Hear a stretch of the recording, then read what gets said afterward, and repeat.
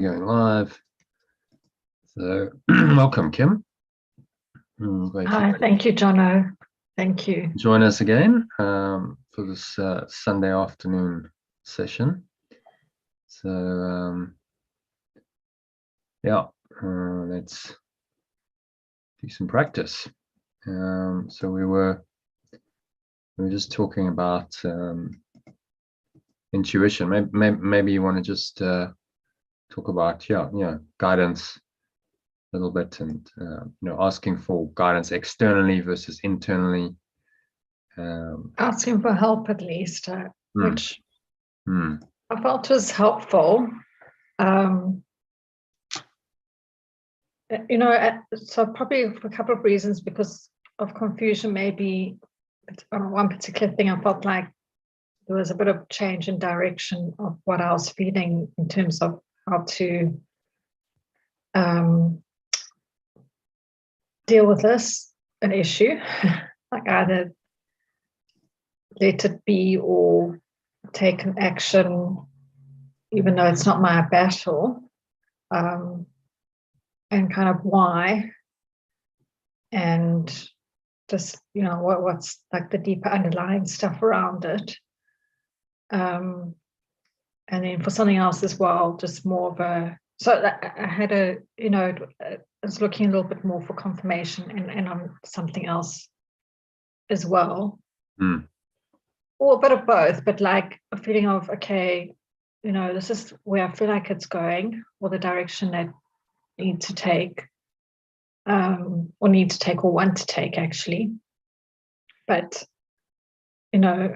where another avenue is still being explored, and just how to, I think that's just not clear. And I just got a little bit more clarity. And I think the other thing is, like, I mean, maybe I didn't give myself enough chance to really get quiet about it, but I think it was also a matter of like, maybe I just procrastinate on it further, and I just wanted to get some kind of confirmation sooner than sort of work out if my intuition is okay. You went to a sort of a counselor guide. I mean, she's clairvoyant, So they use their guidance, but I think they picked up mostly what was going on. And like, I don't think that's a bad thing that I did. Like, I mean, everyone wants to, like, if on this path, you ultimately don't want to have to rely on any help, but I don't feel like I made a mistake by doing that. I feel it helped. No. And well, no one can really say, because what's right for one person isn't necessarily right for another. It depends where you are on your journey. Yeah. I've never really gone to people like that, because I have quite a strong intuition. I've just found, I get the answer that I need. I can get clear and work it out. But if your ego mind comes in and just vacillating, and that can be a channel that can be used by the spirit. Everything can be. But you got to make sure that the clairvoyant or guide or whoever is connected, that they're genuine, they're authentic. That's the other thing, because I've never, in fact, we did it telephonically. So it was more a case of just going with my gut feel, or maybe that's intuition, if this would be the right person. She's quite young, actually, but it's actually quite weird, because somehow, so she does use oracle cards, and the topic that came up for her, she did a reading for herself, or not for herself, but like, she said something that I can't remember exactly what she said, but it's so weird, because when the topic came out, she says, okay, that's really interesting, because I just did this, I drew these cards, and one of them was this topic, and she was trying to figure out why. And, I'm not saying like that is, she wasn't saying, okay, that is a reason, but it was just, there's some kind of synchronicity there, because it's not if they're genuine, they tap into energy. Energy is all love. So you can And somehow if she's tap not into in that. front of me, I mean, if it's telephonic as well. Well, it's all happening on a mind level. But yeah, it's on another level. So I kind of feel like, well, you know, it doesn't really matter if you physically in a physical space or not. If you are tapped into that other, you know, different levels, and that those things can be picked up, so that it won't matter. Yeah. So I mean, I'm not sure if a non-genuine person would be able to do it so well telephonically. I'm not sure. You know, they probably want to read like body language. They can fake it, and you know, I guess they can try and glean information from you, you know, from what you say.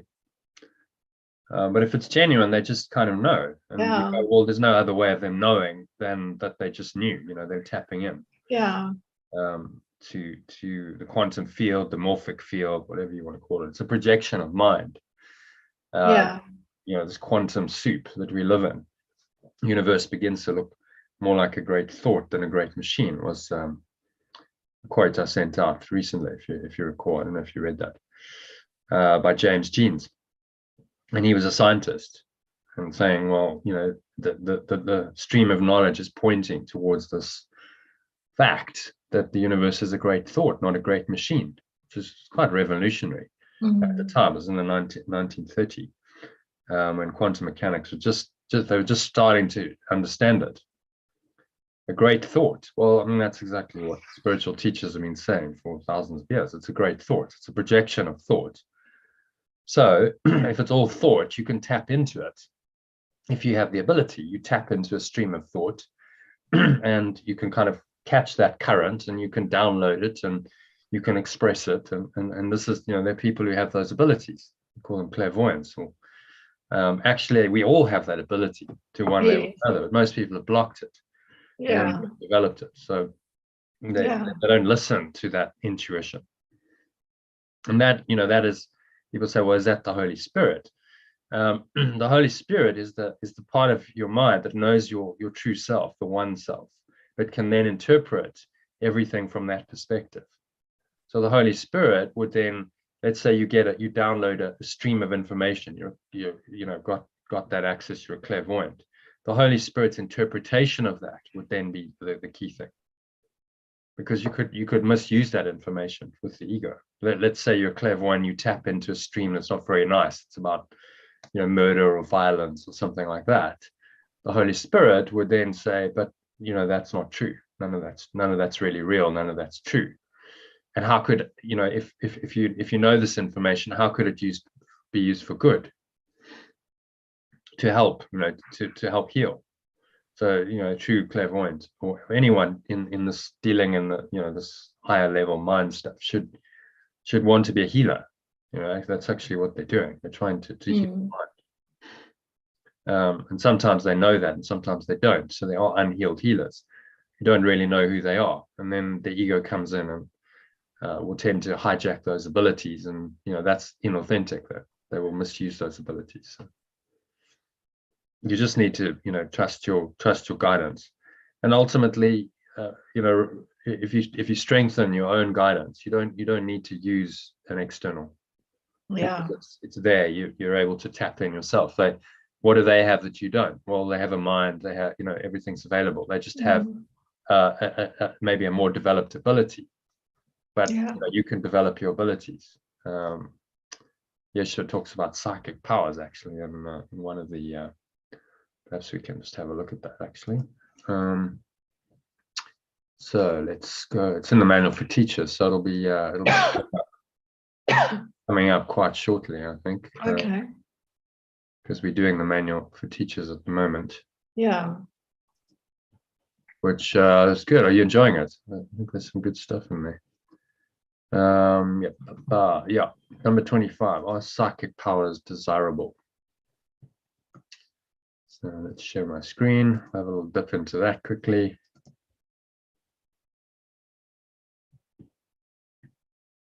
Yeah, so maybe read. We got. It's quite long. We won't read the whole thing, but just let's see what's relevant. So if you want to read number 1. The answer to this question is much like the preceding one. There are, of course, no unnatural powers, and it is obviously merely an appeal to magic to make up a power that does not exist. It is equally obvious, however, that each individual has many abilities of which he is unaware.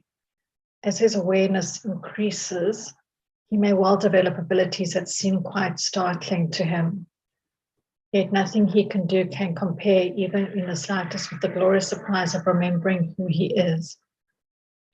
Let all his learning and all his efforts be directed towards one great final surprise, and he will not be content to be delayed by the little ones that may come to him on the way. Okay, so saying there are these powers that can come as you develop your trust and spirit. Those are called the siddhis in the East, which can range from telepathy, telekinesis, clairvoyance, all kinds of things. So when you say clairvoyance, the other ones that you said? Sorry, I'm just got something stuck in my throat.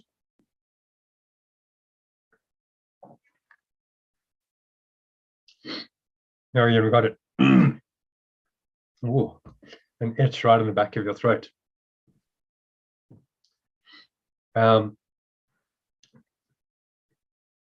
Clairvoyance, telekinesis. Telekinesis. What's that? That's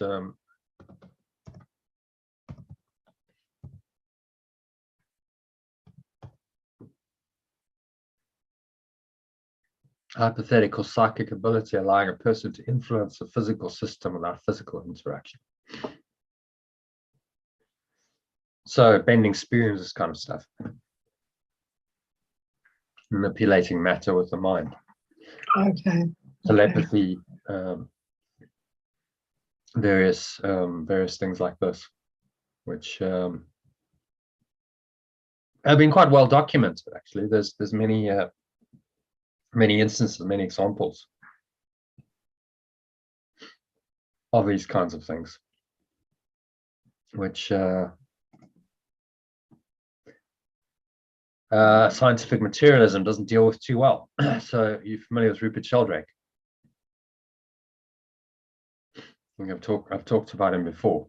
So,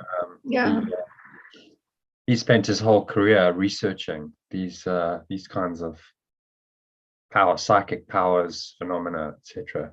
And they clearly exist. The evidence is clear. The science is based on testing and evidence. So it says, well, these things clearly exist, but the scientific materialist paradigm based on Newtonian physics doesn't account for them. Mm-hmm. So then we clearly need a broader science. The theory doesn't match the results. So that's why I'm saying it's a dogma. Science has become a religion, not based on the scientific method of observing and then creating a theory that matches it. It's a dogma that just says, well, we're going to believe this, and if something doesn't fit the paradigm, then we'll exclude it. We'll call it an error. We'll just ignore it. That's not good science. So that's dogma. Then it's not science. And his TED talk on the subject got banned. Interestingly, because yes. He's rocking the boat a bit too close to home for the scientific establishment. Mm-hmm. Okay, so number 2, read that. Certainly, there are many psychic powers that are clearly in line with this course. Communication is not limited to the small range of channels the world recognizes. If it were, there would be little point in trying to teach salvation. It would be impossible to do. The limits the world places on communication are the chief barriers to direct experience of the Holy Spirit. whose presence is always there and whose voice is available but for the hearing. These limits are placed out of fear, for without them the walls that surround all the separate places of the world will fall at the holy sound of his voice. Who transcends these limits in any way is merely becoming more natural. He is doing nothing special and there is no magic in his accomplishments. So any thoughts on that?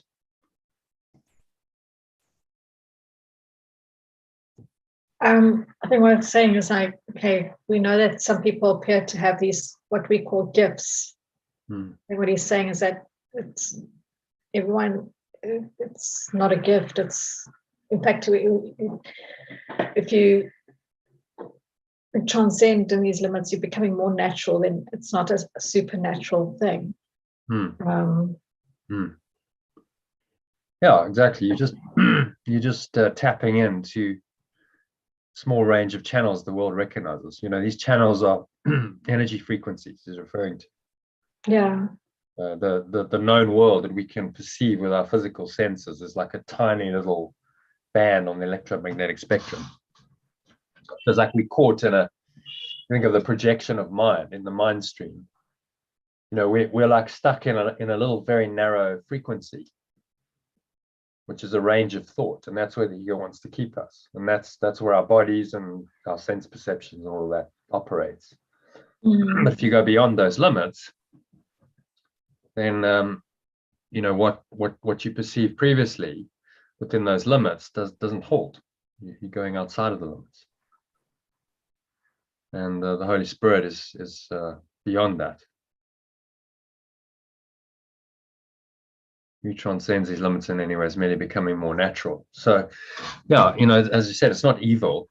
Psychics are not evil. In fact, they can be very helpful. Their abilities can be used for good. So, as he says here, seemingly new abilities. But what's been put out there, I mean, it's changed a lot. I think probably when we were kids, Jono had quite a different, it was more the classic fortune tellers, like the gypsy that sits in the, but it was like this. I know I've got this reputation of. I mean, it's a lot of. I suppose there are a lot of charlatans out there as well, but I think that there was a lot out there that would put you off. Put it that way, would try to put you off. Yeah, they're gonna, all be a bit, images of, going into a darkened room or caravan or something, and there's this like ancient old gypsy lady, and she's got a crystal ball, and it's all a bit kind of weird and spooky, and quite happy to take your money and give you some kind of prediction. I mean, a bad person tells you this is what's going to happen. Clairvoyant. This is what's going to happen. A good one will say, well, this is what I'm seeing, and how can I use this to help you to make a better decision? That's really the question. Can they help you make a more conscious decision that steers you in the right direction, become more right-minded, which would mean the Holy Spirit. The Holy Spirit's the right mind, and the ego is the wrong mind. Yeah. So misused, these abilities can be, well, I'm gonna try and divine the lottery winning number, or I'm going to go to a fortune teller and ask them to tell my fortune and tell me what's going to happen. This is a misuse of the ability, but they can be very helpful, as he says. Do you want to read number 3? The seemingly new abilities that may be gathered on the way can be very helpful, given to the Holy Spirit and used under his direction. They are valuable teaching aids.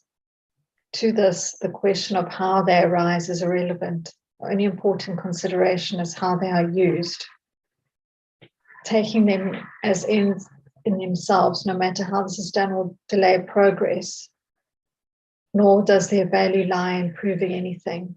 Achievements from the past, unusual attunement with the unseen, or special favors from God. God gives no special favors, and no one has any powers that are not available to everyone. Only by tricks of magic or special powers demonstrated. Oh, so I understand what you're saying. You know, the end itself is not the power. Sometimes spiritual, so-called spiritual people can get sidetracked. Their progress is delayed because they get attached to the powers. Or, I'm so special because I can, whatever it is, levitate, do telekinesis, sit on a bed of nails without seeming problem, and whatever other ability that can be developed in this way, and then it becomes an ego tool. Then the guru or the fakir in the Islamic tradition, they call fakirs, becomes like a magic man, and they become very special. They're using their magic. Everyone's like, oh, show me some magic, and you're very special because you got the magic. But that's not really what it's about. It's about the use to which those are put in the source, where it's coming from. So it's just cautioning us. Let's remember that ultimately, beyond magic lies the one self and the one truth. That's what it's all directed to. If the powers are used in the service of that, then they're being used for good. And if they're being misused by the ego, they'll be used to deny that and to create a special identity, which is not what you want.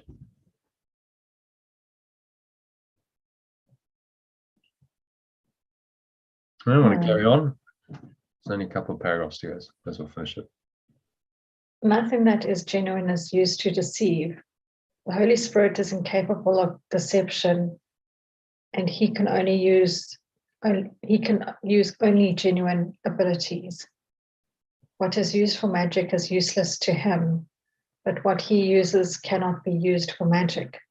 There is, however, particular appeal in unusual abilities that can be curiously tempting. Here are strengths which the Holy Spirit wants and needs. Yet the ego sees in these same strengths an opportunity to glorify itself. Strengths turn to weakness, are tragedy indeed. Yet what is not given to the Holy Spirit must be given to weakness, or what is withheld from love is given to fear, and will be fearful in consequence. Okay.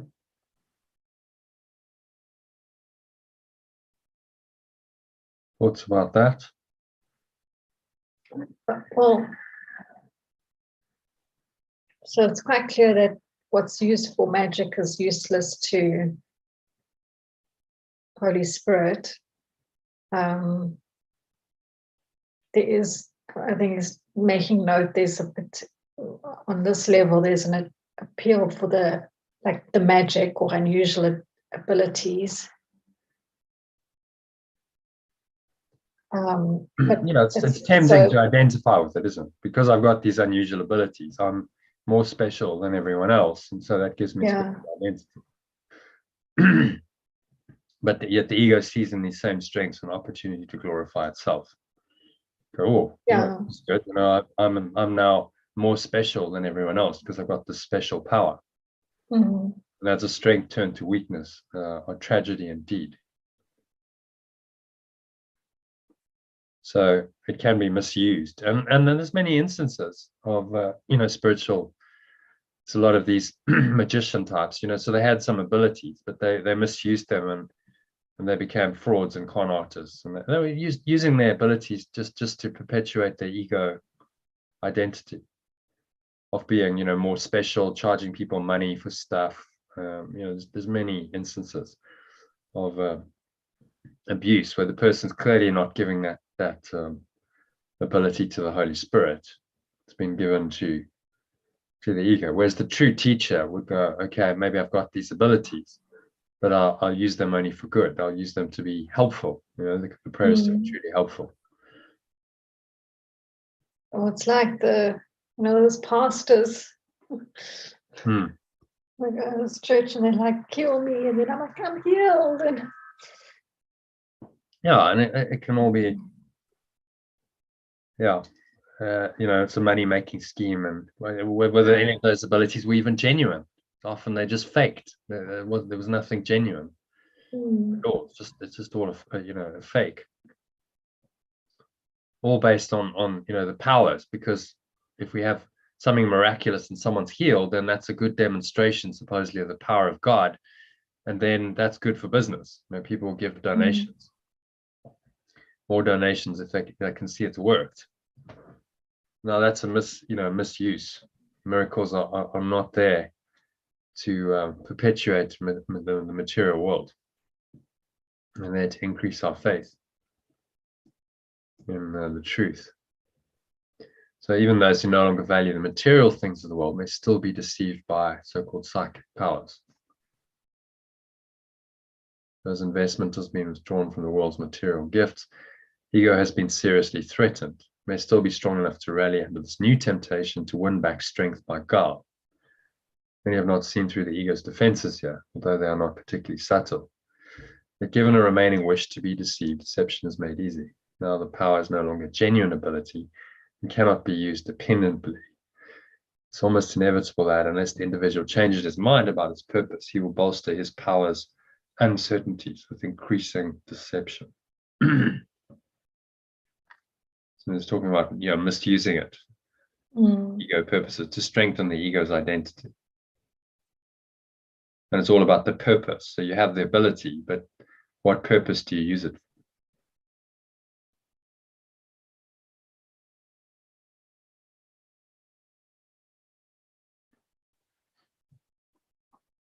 Okay, and final one. Any ability that anyone develops has the potential. Let's start again, sorry. Any ability that anyone develops has the potentiality for good. To this, there is no exception, and the more unusual and unexpected the power, the greater its potential usefulness.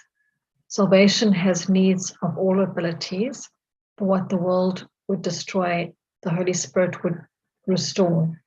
Psychic abilities have been used to call upon the devil, which merely means to strengthen the ego. Yet here is also a great channel of hope and healing in the Holy Spirit's service. Those who have developed psychic powers have simply let some of the limitations they laid upon their minds be lifted. It can be but further limitations they lay upon themselves if they utilize their increased freedom for greater imprisonment. The Holy Spirit needs these gifts, and those who offer them to him and him alone go with Christ's gratitude upon their hearts, and his holy sight is not far behind.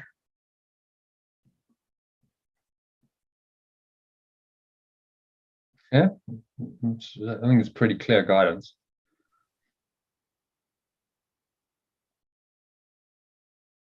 Yeah, I mean, I think that's what we were saying before. If it's been used to strengthen the ego, or we can use it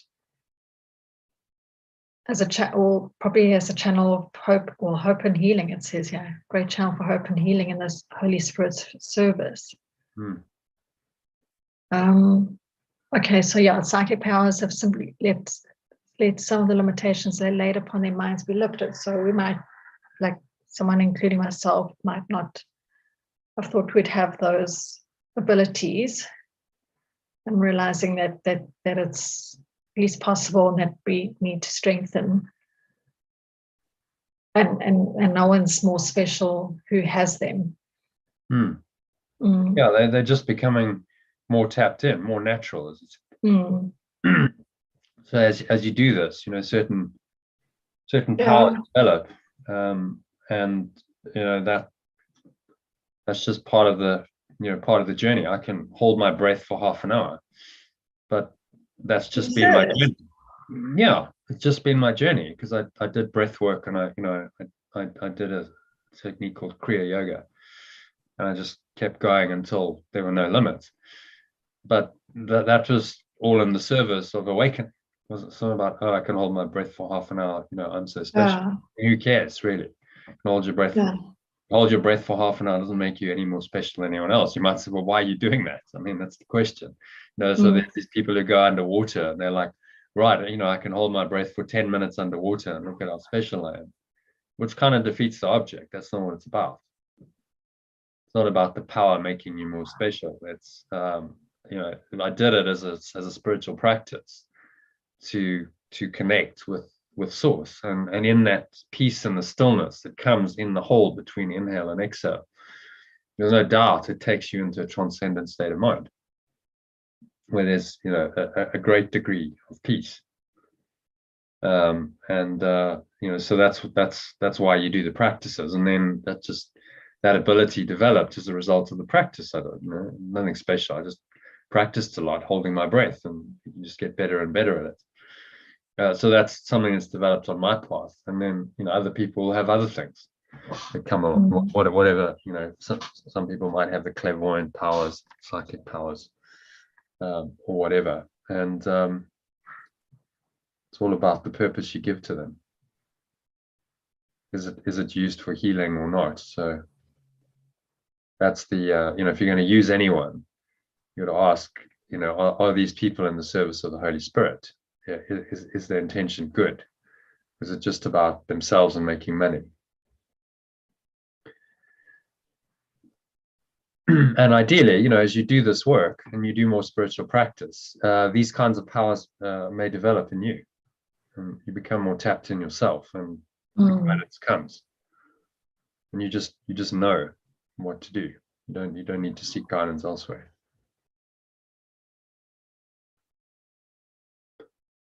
So that's the issue of psychic powers, and well, at least we're not in the age where you get accused of being a witch and get sent to the stake.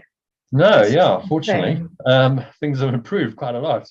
500 years ago, start talking about psychic powers, and someone reports you to the village priest, and the next thing, a mob comes around and you're being burned to death. It's horrific, really. Well, not even psychic powers, just herbs. All the herbalists, using herbs, just using herbs to try and heal people would make you a witch and potentially burnt at the stake. So we have people say, has the world really improved? Well, you consider what used to happen even a few hundred years ago. Yes, we have. We've moved in a much more conscious direction, where those things are simply not allowed anymore. Society says you can't do that. People are allowed freedom of choice, freedom of belief. You can believe whatever you want and practice whatever you want, provided it's not harmful. So if you want to mess around with herbs or drugs, or provided they're not illegal, that's another question. A lot of these things are banned when maybe they shouldn't be. But point is it harming anyone? Is it harming anyone, or is it being used for good? And for that if that person is doing it consciously as part of their own journey, then who is anyone to say you shouldn't do it? So it's not right to say you can't do that. We all have free will. So those are just some of the considerations that come into play when considering these things. In the end, listen to the guidance and tell you, and try and just tap in directly. You say, okay, well, show me, and there's kind of a knowing. What does it feel like to me? When it's guidance, it's just a knowing. It's quite calm. It's quite peaceful. There's a sense of certainty. There's no desperation to it. It's just like, yes, okay, I know. That's the way we're going to go. End of doubt. Take that direction and that direction only.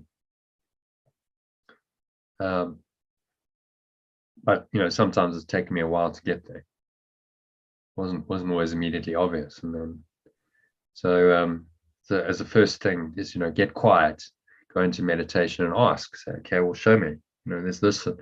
Okay, so let me just be still, quiet my mind, stop trying to work it out myself, and in that quietness, then you invite the answers.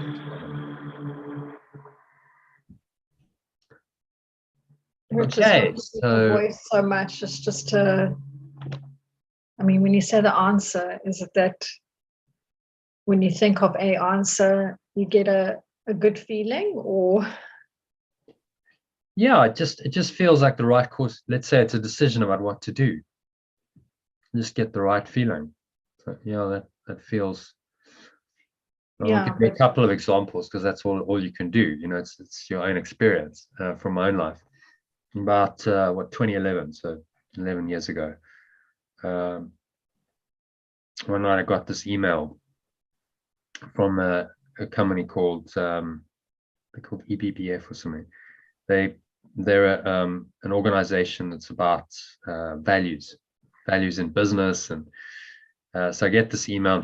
And most of these emails go into spam, or you never look at it in your promotions folder. But for some reason, I saw this email and I read it, and immediately I got this feeling inside that I should go. It was they were talking about a conference they were having later that year in June in Geneva on values in business. And there was just such a strong feeling with that went with it. I couldn't explain it. It was like, yeah, I need to go. It was just an energetic resonance that even now I'm kind of getting goosebumps when I think about it. It's like, yeah, this is absolutely, you need to be there. I mean, I had no idea how I would be there because it's quite expensive to go to Geneva. I didn't have the money at the time, but something in me was like, you need to go to this. How do you know that? You know, it just was a feeling, and it was absolutely the right thing. So within a month of that, the way got shown. Andrea and I went over. She got a payout from her work. I said, well, let's do this. She agreed. She'd never been overseas, so the means came, and we went over, to the conference, and as a result of that, one interaction can change your life. I met a chap at the end of the conference. He was the head of the organization that hosted it, and I'd spoken a good game. I talked about a system I developed for value-based management, and he could kind of sense I was passionate. So he said, "Oh, I like your passion." He said, "I might be able to help you. I'm head of an organization called the African Innovation Foundation. You fund these kinds of ideas. So, come and see me." And I kind of intuitively, I was like, okay, I'm going to design the trip that I'll have some time afterwards to do this kind of thing. So I was able to go and see him, and then it just funny how these things work, because it didn't work in the way I thought. I didn't get the funding for that, but what it did do was it led to that grant that Steve got. And then as a result of that, I got involved with him. As a result of that, I came over here in 2013, which completely changed my life. I wouldn't be here. Met my wife, had a son. So, that one little email and then the sequence of events subsequent to that unfolded was all part of the life plan. And that's why there was a resonance. It was like, go. And you don't know why at the time. It's just like, go. And logically, I was like, okay, I could justify it because I have this values-based management system. And I thought if I go, I might make some connections and raise some funding, or, who knows, something might come. But that was the rational reason. But deeper than that was just a knowing, and you can't explain it. It's just, yes, I must go. And then, the result shows up. And this is what usually happens. It shows up in a way that you can't really predict. That isn't a path that I could have consciously said, oh, okay, yes, that's why I'm going. This is what can happen. You can only connect the dots backwards, as Steve Jobs says. And then you look backwards and you're okay, well, I can see, all of those things have led to a complete change in my life. And I did feel at that point in my life I needed a change. It's like I'd done what I'd been doing for about 6-7 years, and I'd enjoyed it, but I felt like, okay, I need to grow. There's something more, and so change something, and going somewhere else in this case was exactly what was needed. So then there was a very clear intuition. The way got opened for it to happen, and it was a life-changing experience. So that's one instance. And then recently I told you about that situation with the lawyer and the money. And I just knew it was very clear. I asked for guidance. I was a bit turbulent, and then I was busy chopping vegetables, and suddenly it was just like such a calm presence came over me. Just like, just leave it to me. It's going to be fine. leave it all to me, accept the guy's offer, which was for a much lower amount than my ego thought I deserved. And that was contractually, we'd signed a contract, so in terms of contract, there was more payable, but it just said, take his offer and leave everything else to me.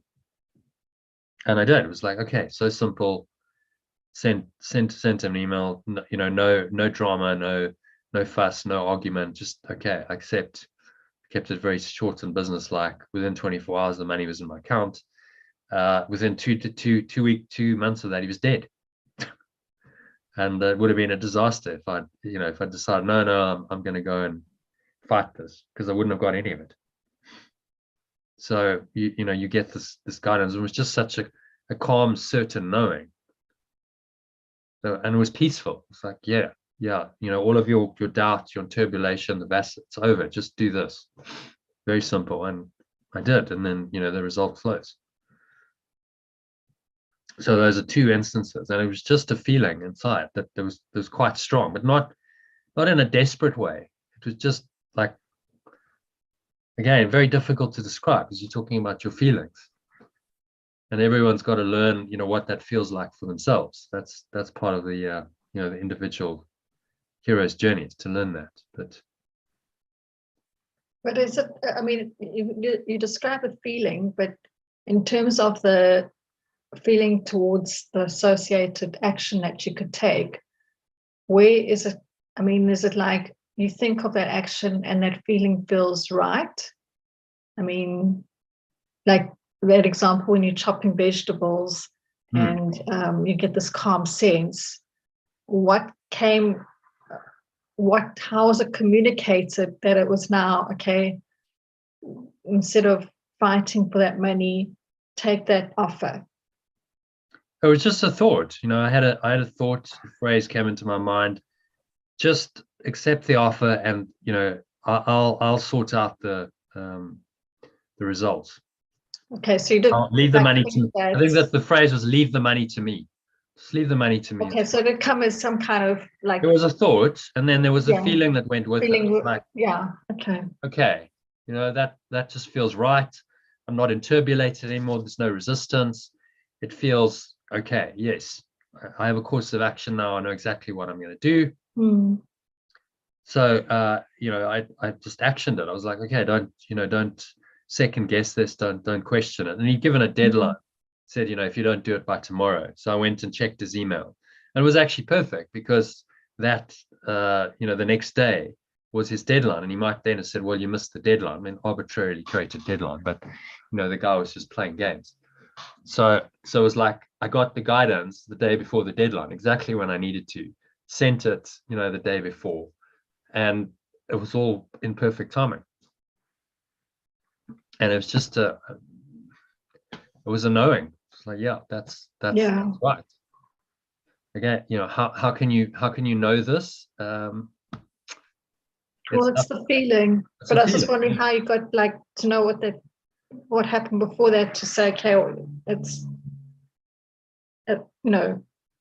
your thought and then feeling followed. Guidance. Right? I had asked for guidance. So the day before I was a bit interpolated about it. So I'd meditated on it, and I did, okay, I need an answer about this. Show me. And it was very much like, okay, show me. I'm open. Show me the way. And the answer didn't come in meditation.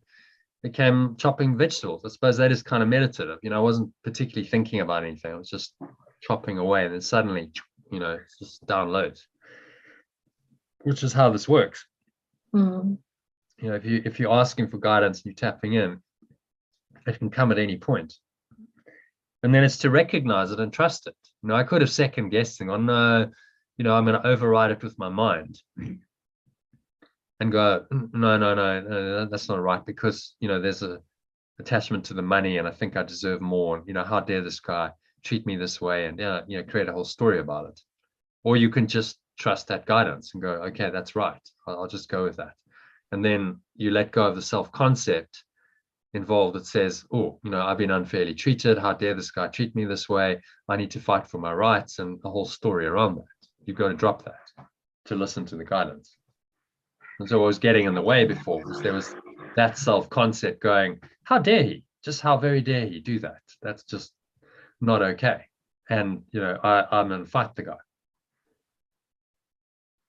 So that was the day before we got this sense of Yeah. peace. Okay. Yeah. So Well, a couple of do that, but I've been for a few days, and it was like, I was wrestling, and the reason I was wrestling was my self-concept was getting involved. I was saying, this isn't right, and it's unfair, and you've been unfairly treated, and how dare this guy do that? And you've written the agreement, and he's basically screwing you, and he's screwing it's not just me, it's other people, and you need to stand with them in solidarity. There's all kinds of reasons that you can spin around the story, and the ego will create a good case for itself. But in the end, there was a deeper knowing, because I've done all the spiritual work, that like really this is just about letting go. If I was going to be authentic to this teaching, like I needed to walk the talk, I needed to let it go. Otherwise, like, I'm teaching it, but I'm not practicing it. And that actually led to this whole new course being born. At that point, I didn't really know what was gonna what was gonna unfold with this course. But because I did that, I went to the Vipassana.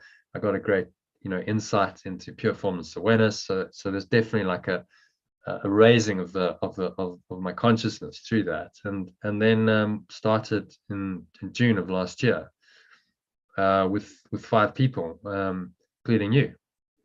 You were one of that original, which is really kind of the start of what I call the program proper. It's like, okay, we're going to do this really properly. And Sue and John came on board, and then they referred it to others, and so it's grown from that seed. Well, if I hadn't let go, I hadn't gone on that retreat, the whole thing would have played out very differently, I think. So it was definitely guidance. There was showing me, this is your way, and just trust this is going to be your path. And unfortunately, I listened, because if I hadn't, I think things wouldn't have gone very well. I would have suffered a lot because of that.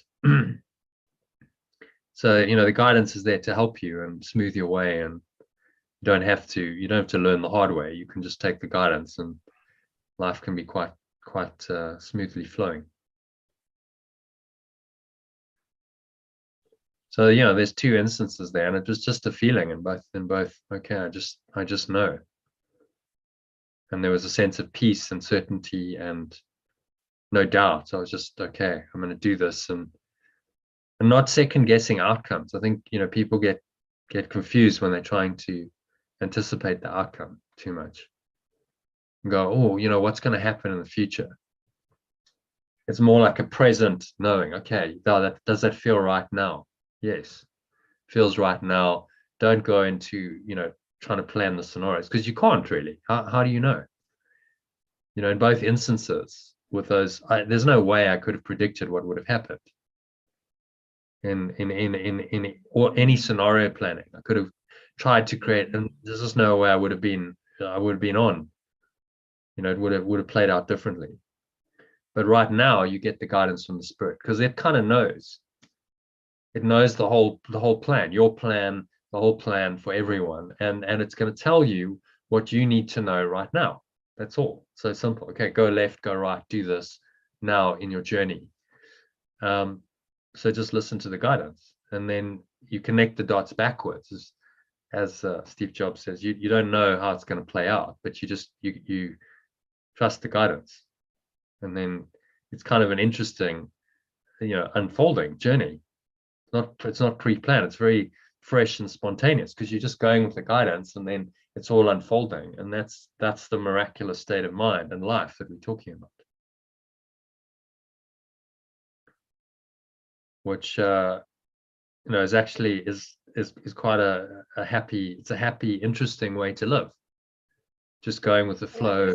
Certainly not boring. A lot of people are like, that's going with the flow, but listening to spirit. Yes, and then it can take you on some amazing adventures and really interesting experiences, and meeting people and going places. So it's certainly not boring on the level of form. In fact, it's the most interesting life you can live. Frees you from the fetters of all the fears and the security that the ego requires, and just says, well, I'm just trusting moment by moment. I'm in the hands of God or spirit, and I'm going to get the guidance I need. And so it's okay. Wherever I go, that's with me. And I'm never lost. I can never be lost because that's always with me. If I'm in a tricky situation, a challenging situation, all I got to do is ask for guidance, and it'll be there. So there's no need to fear anything. And the fear is just designed to stop the guidance, to block it, so that you don't listen to it, and then fear seems to be justified, which leads us quite nicely into to today's quote. And it's kind of the advice that I started from the earlier part of my session yesterday. I think it's like there's this turbulence and a bit of fear in you, and you need to, well, I'm getting that you need to kind of just move your energy to like more the joy, and then these things might happen, because she said spirit, it's not going to happen. It's like you can't say when it's going to happen. Isn't the things that it's not like I was asking about desperation. I was more asking like, okay, I'm not sure this certain direction which I'm been thinking about. In fact, I just mentioned one word, and then she started talking about this. And and she would say like spirit, like it's not going to come in there if you are sort of in that turbulent, stuck place. No, you got to get quiet. That's really the thing. Can you let go of all of that interpolation and get quiet into that empty, spacious awareness, and then the answer can come in a specific way. You can get, a voice saying, "Okay, yes, do this," or feeling, or like at least something like is in the call, a message for action, so that something will move forward or manifest from that. It's not going to just, you're not going to like force it to just no this is like she's basically saying you have to like relax, but she wasn't saying it in the sense of I must now listen to that per se, but like in terms of what I was asking about, this is not going to happen if you spirit or universe, I mean, you can call it what, I mean, she's used both words. I mean, I think it comes back to like relaxing and going with the flow, or and getting out of your mind. Don't overthink it. And about outcomes. Flow is not outcome based. Space, like, I mean, what you do every day in the practice is very much about letting go the stuff that's holding you back, so that like things can flow, right? And let it go. And it was kind of a similar message. Well, it's all the same. In the end, any authentic spiritual practice or teaching will say, in the end, it's about letting go, clearing away, everything that obscures the spirit, and getting clear and allowing that to come through, and allowing then the guidance to come through.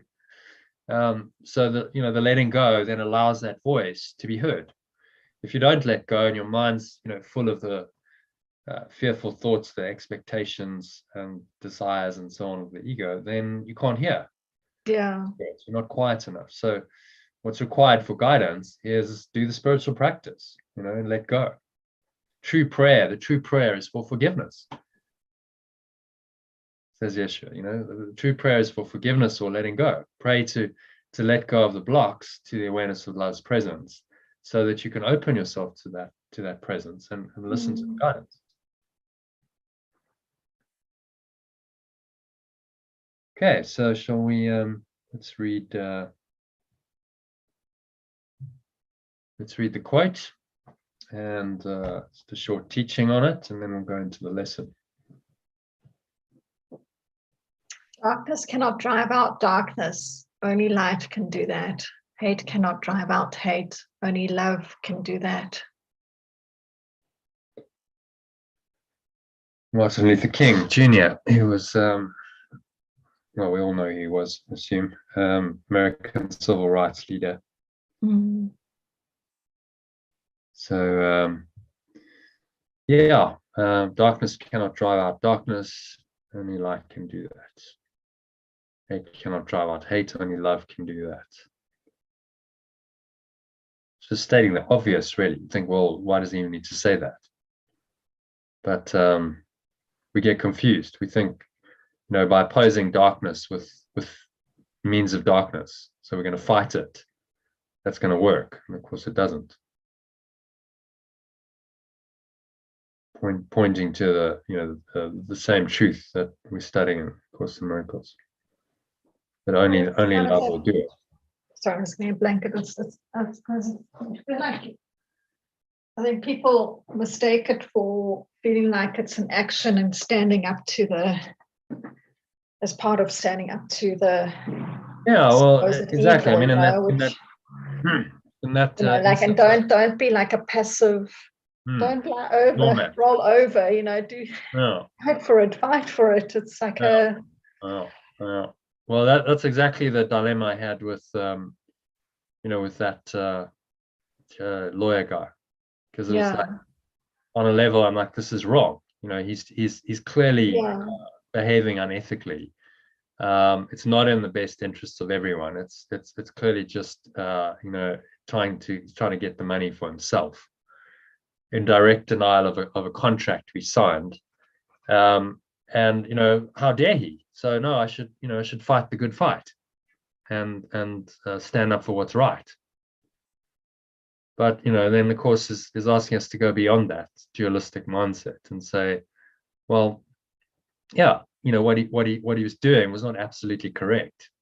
That's for sure, ethically. But let it go. That's always the principle. How do you counter the darkness? You don't fight it. You let it go. Only love can do that. So letting go allows the love in. But I think people see it as like it's being weak, or else they want the justice. It's not fair, and that's not just. So yeah. So we want justice. Interesting. That's our question in the manual for teachers today. Okay. What is justice? So we'll get there if we have time. Okay. All right. Can I just pause for a minute? I need a toilet break quickly. Sorry. No problem. Longer. I'll be back in a couple of minutes. Thanks. 2 minutes. Yeah. Okay. I'll just pause the recording.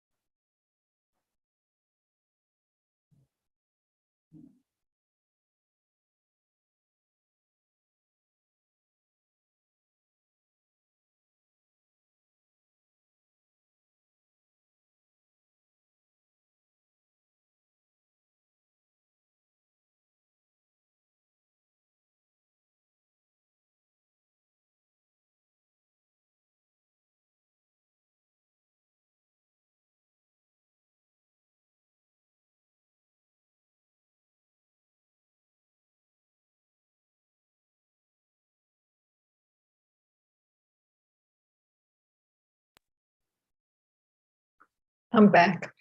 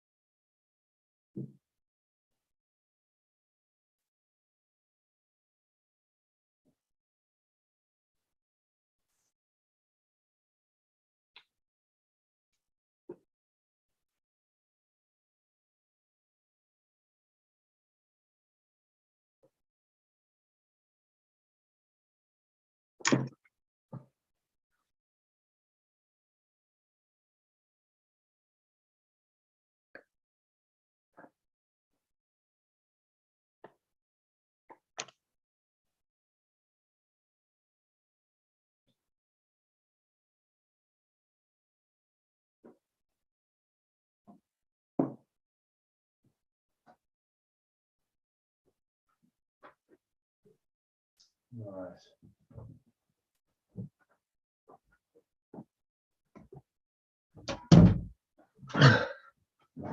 Okay. Take two. Let's start again, shall we? Yeah. Let's just start the recording again. Where are we? Okay. So, yeah. Do you want to just read that quote again? We'll just. Darkness Okay. cannot drive out darkness. Only light can do that. Hate cannot drive out hate. Only love can do that. Martin Luther King Jr. So, if you want to read the first paragraph there. Today's inspirational quote from American Baptist minister and civil rights leader Martin Luther King Jr. is another simple reminder or pointer to the truth that follows on logically from yesterday's quote by Neil Donald Walsh about who you really are, because only the awareness of your true identity can drive out darkness, which in our alternative AOLG language or Art of Letting Go language, we call limited awareness, and only light, which in our alternative language is pure formless awareness of perfect love, can drive the darkness or limited awareness of false expectations appearing real out of your mind. Okay. So darkness is fear, and fear is false expectations appearing to be real. We have an expectation about an outcome, and that appears to be real to us. Our mind gets obsessed with it.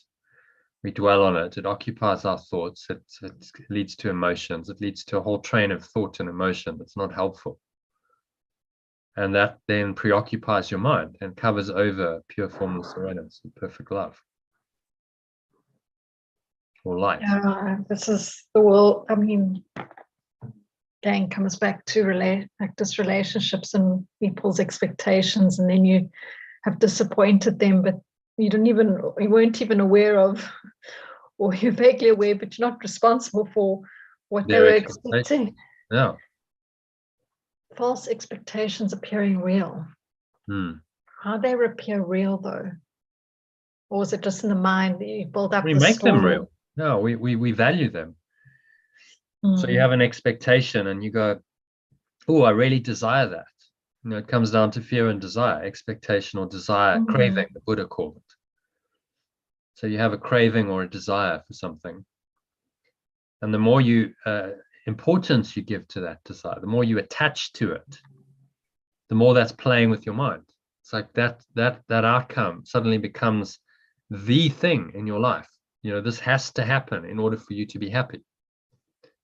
And then the fear, of course, the flip side of desire, the more you desire something, the more you fear that your expectation won't be met. Oh, what if it doesn't happen? And I'll give you another example of my own life. I put everything into my squash. I was going to be the champion. It's like world champion. This was it. And I'd set the goal, and I dedicated my everything to that. There was so much desire that there was a corresponding fear that, like, well, what if I don't make this? Like being number one is like there's like no latitude, no room for failure. You have to, like, it's the best or nothing. And so there was an anxiety that underlay it. That was like, oh my God, what if I don't do this? No, I'll just believe what the mind of man can conceive and believe. So I just really focused and went, lay that aside, focus, visualize, and I did all of that, and it failed, which meant I had to really look at the whole thought system and go, well, maybe I was missing something, which I was. I was missing the essence of who I was. I was missing the now. I was missing reality in all of that. And but I needed the experience of valuing falsely in order to realize that that's what I was doing. I'm very grateful for it. At a fairly young age, it was a major letting go lesson. And that's the way we learn. Jonah, what do you just on that, okay, firstly, do you feel that when you what you speak about, like, you believe you have to you believe and focus that you are going to be number one, do you feel that, like, that was coming from ego alone? Do you feel that there was some sort of guidance, or like? No, I think, there's always a mix. To start with, I really enjoyed squash. I loved it as a game. It represented freedom of expression. I enjoyed it. It was, I played it because I enjoyed it. And that was where it started. And then the ego kind of got hold of it in my teens and went, ooh, this gives you an identity. It's not just a game that you enjoy and you play it for the sake of it. It's about, you got to be number one. And I'd look up to the best squash players and go, wow, like, I'd love to be there, because they have a better self than I do, you see, because they're a better squash player. I remember standing next to I think it was world number 2 at the time, in a queue, and it was like I could feel like, in my perception, the guy was so special. He was just like a god, you can see what you do, like, wow, like I'm standing next to him and I'm actually talking to him. And he was actually he was just normal. He was just like, oh yeah, have a chat in the dinner queue. There was no, but I'd put him on a pedestal, because that's what we do in our minds, because he's so good, and that's where I want to be. And I want to be that self that that I'll be when I'm number one in the world. And if I'd got there, I probably would have been disappointed, because it would have been like, well, have I really changed? Actually, I'm still the same self. Can maybe play better squash, but does that actually matter? But you can see how the mind works. And so, I want to be something more than I am now, which of course means that you're not really happy with yourself as you are. You have to become something more. So the whole thing was driven by the expectation or the desire. Caused a lot of anxiety and a lot of mental and emotional suffering, which I didn't really recognize at the time. I wasn't conscious enough. Because I'd have times where I'd really, go through quite depressed states where I was, I'm not going to do this, and I doubt, and then pick myself up again, and like, okay, no, I can do this. Believe. It's good. It was good mind training in a way. See, so even though it was egoic, it was all part of a bigger process, because it was training my mind. I was learning to focus my mind. I did get focused on a single goal. So it wasn't that hard when I let go of that, to refocus and say, okay, well, I'm going to put that energy now into my spiritual growth. because I already had quite a good foundation of discipline. It was like, yeah, I got the basics right. I knew how to exercise. I could go through the pain barrier. My body was healthy. I'd learned about how to eat properly. I'd learned meditation as part of it. I'd learned how to breathe through my nose. Yeah. When I was training and playing. So all of these things, I was doing that in the service of an egoic goal. But in the end, it certainly helped me on my spiritual path. They were all, I was doing spiritual practice, the breath work. I learned the meditation because I wanted to improve my squash, but it took me in another direction, which I didn't understand at that point. It wasn't just about becoming better at my egoic goal. It was actually about discovering who I am, but I didn't know that at the time. So although the ego was seemingly in charge, actually underneath that, the Holy Spirit was directing it all. Yeah, that's what I was wondering. Like, there must have been, it definitely led you to this path now, and like you say, all this kind of modalities that you're working with, and that even though you might have had this fixed goal in your mind that you're going for, nothing else, and you put your identity into it, and maybe that was the lesson that you had to learn. But I just, my kind of feeling is that it couldn't have been all egoic in terms of all the actions that you were doing. I mean, it might have been a bit of a... That's the thing. It's interesting because there's these two levels playing out. On the one level, there was all this desire and the expectations and this self-concept. I wanted to be number one because then my life would be worthwhile. Then I would feel good enough. That was the story. Yeah. Then I would finally be good enough because I would have shown everyone that I am good enough because I'm number one and no one can argue with that. Yeah. So there was, seeking outside of myself for some kind of validation of a false self-concept. So that's on one level, but on another, deeper than that, was I was actually seeking for myself. It was all part of the hero's journey of discovering who I am,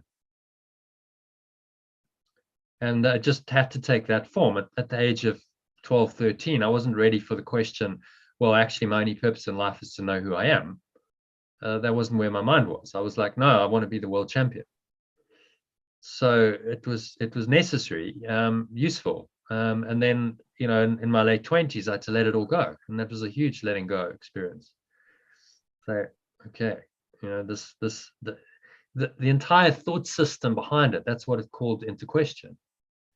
So that whole personal growth mindset of somehow happiness is outside of you, and when you achieve your great big hairy impossible goal, then you'll be happy. See, that's the assumption, isn't it, behind that whole industry, which I'd bought into. I mean, lock, stock, and barrel. I was like, I'd read the books, I'd read Tony Robbins, I just like visualized for hours a day. I'd really gone for it.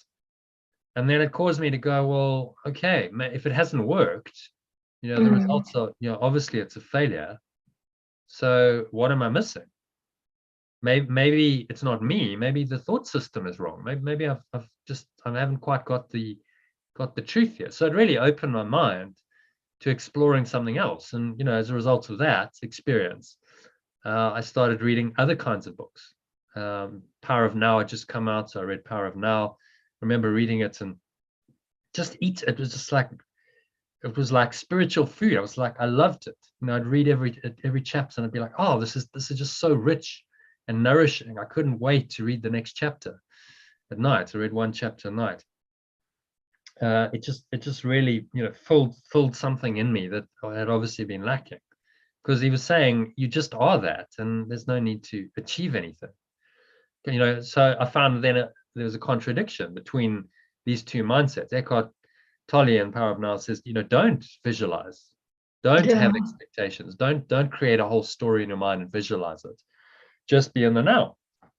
I'm okay, but that's going totally against what this whole personal growth thing says. Visualize what you want, because that's going to take you to it, which I tried. It hadn't worked. So I had to make a choice which way I was going to go, because you can't believe in both. And the more I went into the spiritual side, the more peaceful I felt, and the more at home. And it's like, okay, finally I felt like I'm coming home. All of that desire and expectation that had fueled my my life up to that point was just slowly being let go of and replaced with a sense of peace. So I carried on playing squash, but there was no longer the desire driving it. So I just played. It was like going back to when I'd started 20 years before. I just played because I enjoyed it. Because kind of that's why I started playing. It wasn't, there was no egoic goal attached to it at that point. It's just I enjoy it. You feel it was better playing as well, because I probably did play better. When I dropped all of that, I wasn't training full time anymore. But honestly, I think I probably did play better because there just wasn't, I wasn't egoically attached anymthere. I let go of the outcome, and I just played. And if I lost, I lost, and I did my best. And it was no longer like, oh my God, I've lost, so my whole self-concept is being threatened. My whole identity is being threatened. That was extremely fearful and depressing. I remember having these black depressions after, losing matches. Just going, oh, you're kidding yourself. You're useless. Like what do you, so that's the flip side of the whole desire thing. It's like black depression. And that just didn't happen anymore. It's like, well, I can just enjoy it. It's kind of light. It's just a game.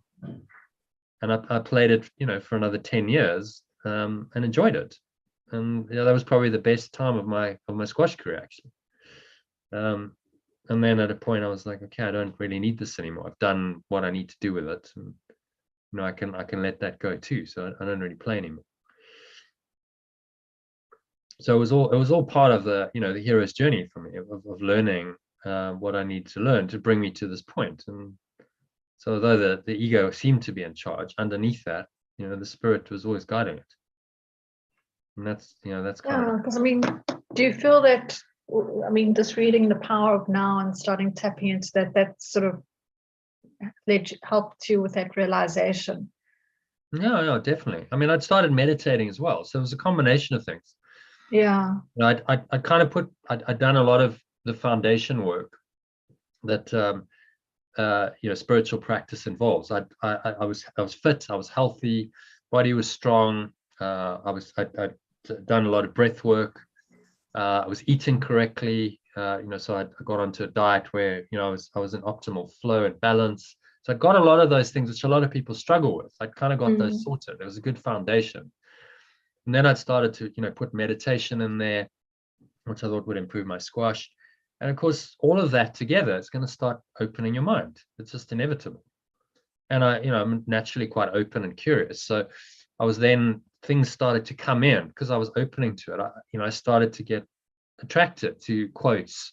So I'd sign up to like spiritual quotes, and then in there there'd be quotes from The Power of Now, and there'd be quotes from A Course in Miracles, and I'd be like, and I'm really getting into this. And then I started a business, Life Build, which was all about putting out this information. And you just see that it's all part of your plan. There's kind of been a divine hand guiding it all along. Even when you thought you were completely lost, you weren't. It was all guided. And this is what we all need to learn. And it's all perfect in its imperfection. All of our experiences, especially the difficult ones, the challenging ones, it was all part of the growth. Without those experiences, I wouldn't have been able to let go and discover who I really am and be on this path now. So I'm very grateful I failed now. In hindsight, yeah, you see that now. You don't feel like that at the time. No, at the time I was really disappointed. Yes. I felt like, well, I've failed, and what's the point of life? This is my egoic goal, and I've wanted this for 15 years, and now I've failed, and it's not going to happen. So what next? I felt like I kind of failed, but I picked myself up. It was like, okay, well, just you can't sit and cry about this all day for the rest of your life. So just let it go. There was a sense of an emptiness for a while, but it was quite peaceful. So, okay, I don't really know what to do, but I'm just going to be present and just do whatever's in front of me. Okay, I'm playing, so I'm playing squash. So, I carried on playing and training reasonably seriously, sort of spending quite a few hours a day on that. And then I started a business, and, things unfolded. But there was no longer that, obsessive compulsive desire driving me, which I found a great relief, because that was a burden that I realized, when I dropped it, how much of a burden it had been. People say, oh, you have to have a goal, and that's driving you, and you need to be, in motivational terms, they would have gone, no, that's good, you're really driven, you're motivated. But I wasn't very peaceful. Yeah. I wasn't very happy. So you mentioned that Brendan Burchard chap the other day. I mean, I saw a poster from him saying, get obsessed. I'm going, and he's got this it's like, no, don't get obsessed. Oh, did he? No, it's like, get obsessed. And he's like, it's like, obviously it's some, marketing poster, something's put out, but that's absolutely not what you want to do. You don't want to get obsessed. Yeah. Let it go. It's going in the opposite direction here. No. Let go and flow. Don't get obsessed. Yeah, I'd like to know what was the background around that, because he also just talks about, like, doing these things with joy and finding that.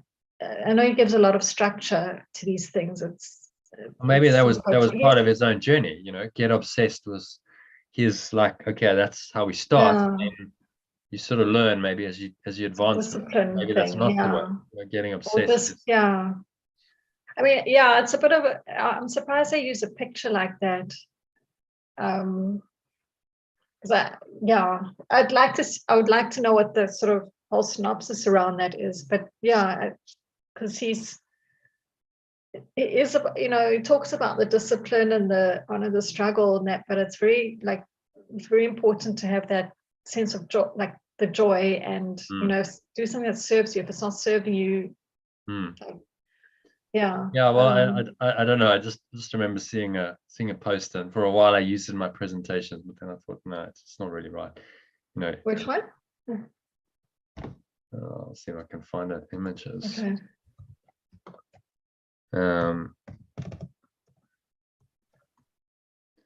Maybe we can find it for you.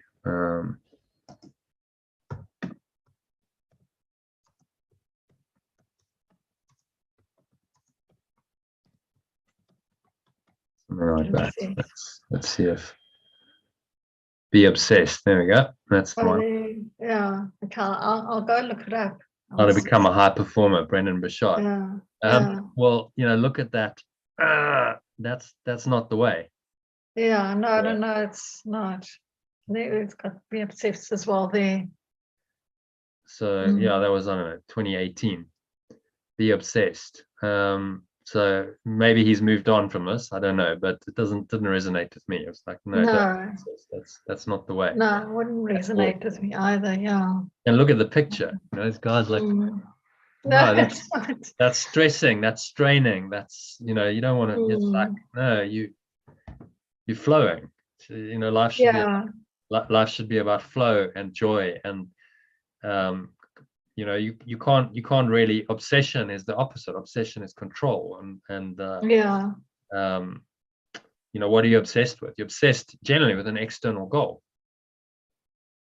An external goal that's as yes, you're saying, these are magic thoughts. You've got a belief that this goal will save you, and it won't. Just looking at another quote, if you look to the one on the left, there is hoping your life will improve, and then there is the fire, the deep obsession to change and become better, to forge a vibrant and abundant life by sheer will, daily struggle, the guts to push yourself and be extraordinary. Okay, well, ultimately it's not extraordinary anymore, but it's a deep obsession to be changed and become better. Forge a vibrant by sheer will, daily struggle, guts to push yourself and be extraordinary. It's all a bit too struggle in my view. It's too much struggle and too little letting go. The whole point of spirit is that life shouldn't be a daily struggle. It should be, you're in flow and you just guide it, and everything's okay.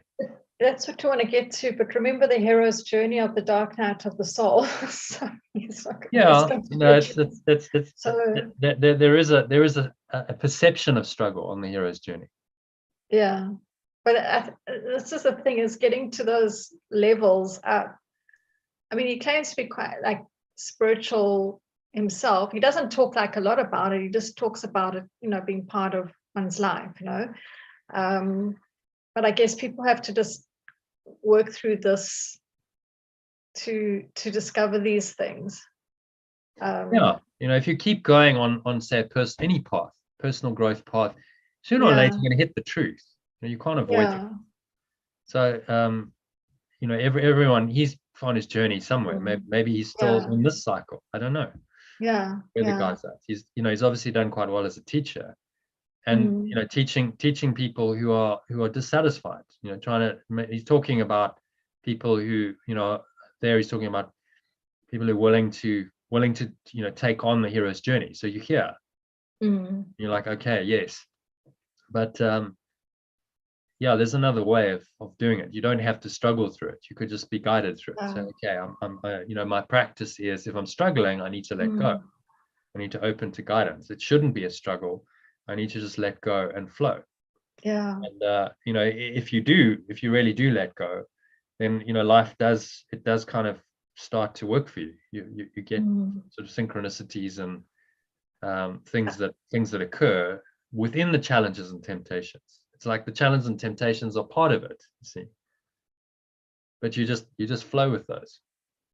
Yeah, I think if we look at compared to 20 years ago, I think in terms of self-development, it was very much like think positively and motivation and push. And definitely there's been more evolution in terms of bringing in the lightness and the joy, and that's really important, the gratitude and that. So I think it's moving in the right direction. But I think it's about tapping more into that flow and intuition, because it's very difficult to describe what the flow, go with the flow means. I mean, I'm still like having to ask again and again. And a friend of mine who's also like, I remember Leland said, no, just go with the flow. So, but what exactly? And people interpret it, it's like, what, do I just sit back and let go and let these things happen? But it's such a fine balance. It really takes time. Maybe for some people won't, but I don't know, me personally, and also just to really understand what it really means, instead of actually operate people to live it is what it's about. And I mean, and in a Western culture, it is something which feels maybe more foreign. I mean, it might be interpreted as like, okay, well, I'm going with the flow, I'm not doing anything, I'm being lazy, or what happens if nothing happens, and then I'm just sitting here, and then like, okay, I'll go with the flows, and I don't feel like going into the office today. There is consequences, right? You know what I'm saying? It's trying to really understand how this works. Well, what's behind it? Is it you just going to the office because you're being lazy, not wanting to do that, or is it genuine guidance? Okay, it's time to move on. I need to. But I need to do something else. But there is a consequence to that. So there is. But then, if it's really guided, you would know that it's all guided, and you're going to be fine if that's what you're guided to do. But you don't quitting a job is then part of the guidance. But if someone is like not yet quite on this journey, or has different interpretations of these things with God, etc., it's like it really needs some kind of guidance as what it really means. I'm speaking from my own experience, but also if you had to explain it to someone else, even with a bit more than I'm understanding now than say the beginning of the year or last year, whenever we spoke about it, like it's really, really subtle, and it requires tapping in. And if someone's not, if you're saying it to someone that's not necessarily spiritual, or still like on that. So again, that path, it's challenging to get the idea. I think it takes a lot of Well, it's a hero's journey. You're only really going to learn this by journeying it, and that's your own journey of life and your experiences and spiritual practice. All part of refining it to the point where you've gone through all the experiences and you just know. At the end of his life, they interviewed Carl Jung, and they said, do you believe this to be true? And he said, no, I know it to be true, because he'd been through his journey, and he just knew that what he knew was true. But that was he probably wouldn't have said that 50 years before. I know he would have still been seeking and searching. So wanting to go through the journey and walk your path and go through all of this stuff. And what's going to advance you is not being obsessed. What's going to advance you is letting go. Don't be obsessed about being better, because you can't be better than what you are. Do you see the problem with that? I want to be a better self, so I'm obsessed about being better. Well, guess what? You're always going to be obsessed about being better. And what you're really telling yourself is you're not good enough, always. Because I'm never quite good enough. So it's always, being better. Well, when does it ever end? There's no ending. So that's the craving, continuous striving, craving that the Buddha talked about. The second noble truth of Buddhism, source of all suffering is desire. So, be obsessed completely, that's craving and desire. It's about letting go. That's what's going to advance you on your hero's journey faster than anything else. The letting go then removes the blocks and allows the flow to happen, allows guidance to happen. You make your next move on the journey, wherever that may be, because you could let go of the blocks that were keeping you from advancing, that were keeping you stuck in the known world. So that's why, when you boil it down, in all of my learning, through all of this, personal growth I've done, stuff I've done in various spiritual teachings and religions I've looked at, eventually it comes down to one simple thing, and that's, can you let it go? That is the one essential skill that most people don't talk about. That's the one thing you got to do is let go of your mental and emotional attachment to things, people, events, circumstances. That's what's going to advance you quicker than anything else. So Yeshua knows that, and he said, okay, well, this he's given us a course which is all about training our minds to do that one thing, to let go or forgive. Saying that's the only thing you need to learn, which is kind of useful, helpful to know that there's only one thing. You don't have to master 10 things. You just have to master one skill. And that's going to take you on your hero's journey. Which is why he says this is a very simple course. It's not complicated. He says only you make it complicated. It's really simple. You just have to let go of your darkness or your limited awareness and allow the true awareness in, because you don't have to try and become that and try and be it. You see, there's no striving to be it. You already are it. You just have to remove the blocks to that awareness. And those blocks are things like desire. You're desiring to be a better self. That's a block. You need to chip that away. No, you just have to accept that you are already perfect. And this is what the Buddha noticed after, he did 2,500 years ago. He was obsessed, like Brandon Bouchard said. He was absolutely obsessed with enlightenment. And he left the, comfort of his life. He had a very cushy life. He didn't have to work. He was a prince. Everything was taken care of. And he left that to go on this very arduous path of doing pretty much every spiritual practice that existed in India. He tried it all. He tried every meditation technique, went to all the different teachers. He fasted to the point of near death. He was eating 1 grain of rice a day, apparently. All in the, because he was obsessed. He wanted enlightenment. And then eventually he gave up the struggle. He gave up the search, and that's when he got it. But it was like 7 years of obsession led him to the moment of enlightenment, where he went, it was always there. I was just so obsessed with seeking it So there we go. Get obsessed, Jono. Get obsessed. Well, I suppose, we all, it's a path. We do. I was obsessed with squash. I had an obsession, and in the end, it led me to where I am. So was it wrong? No, ultimately it wasn't. But it was not the end result. Yeah. Well, it wasn't. It was just part of a journey.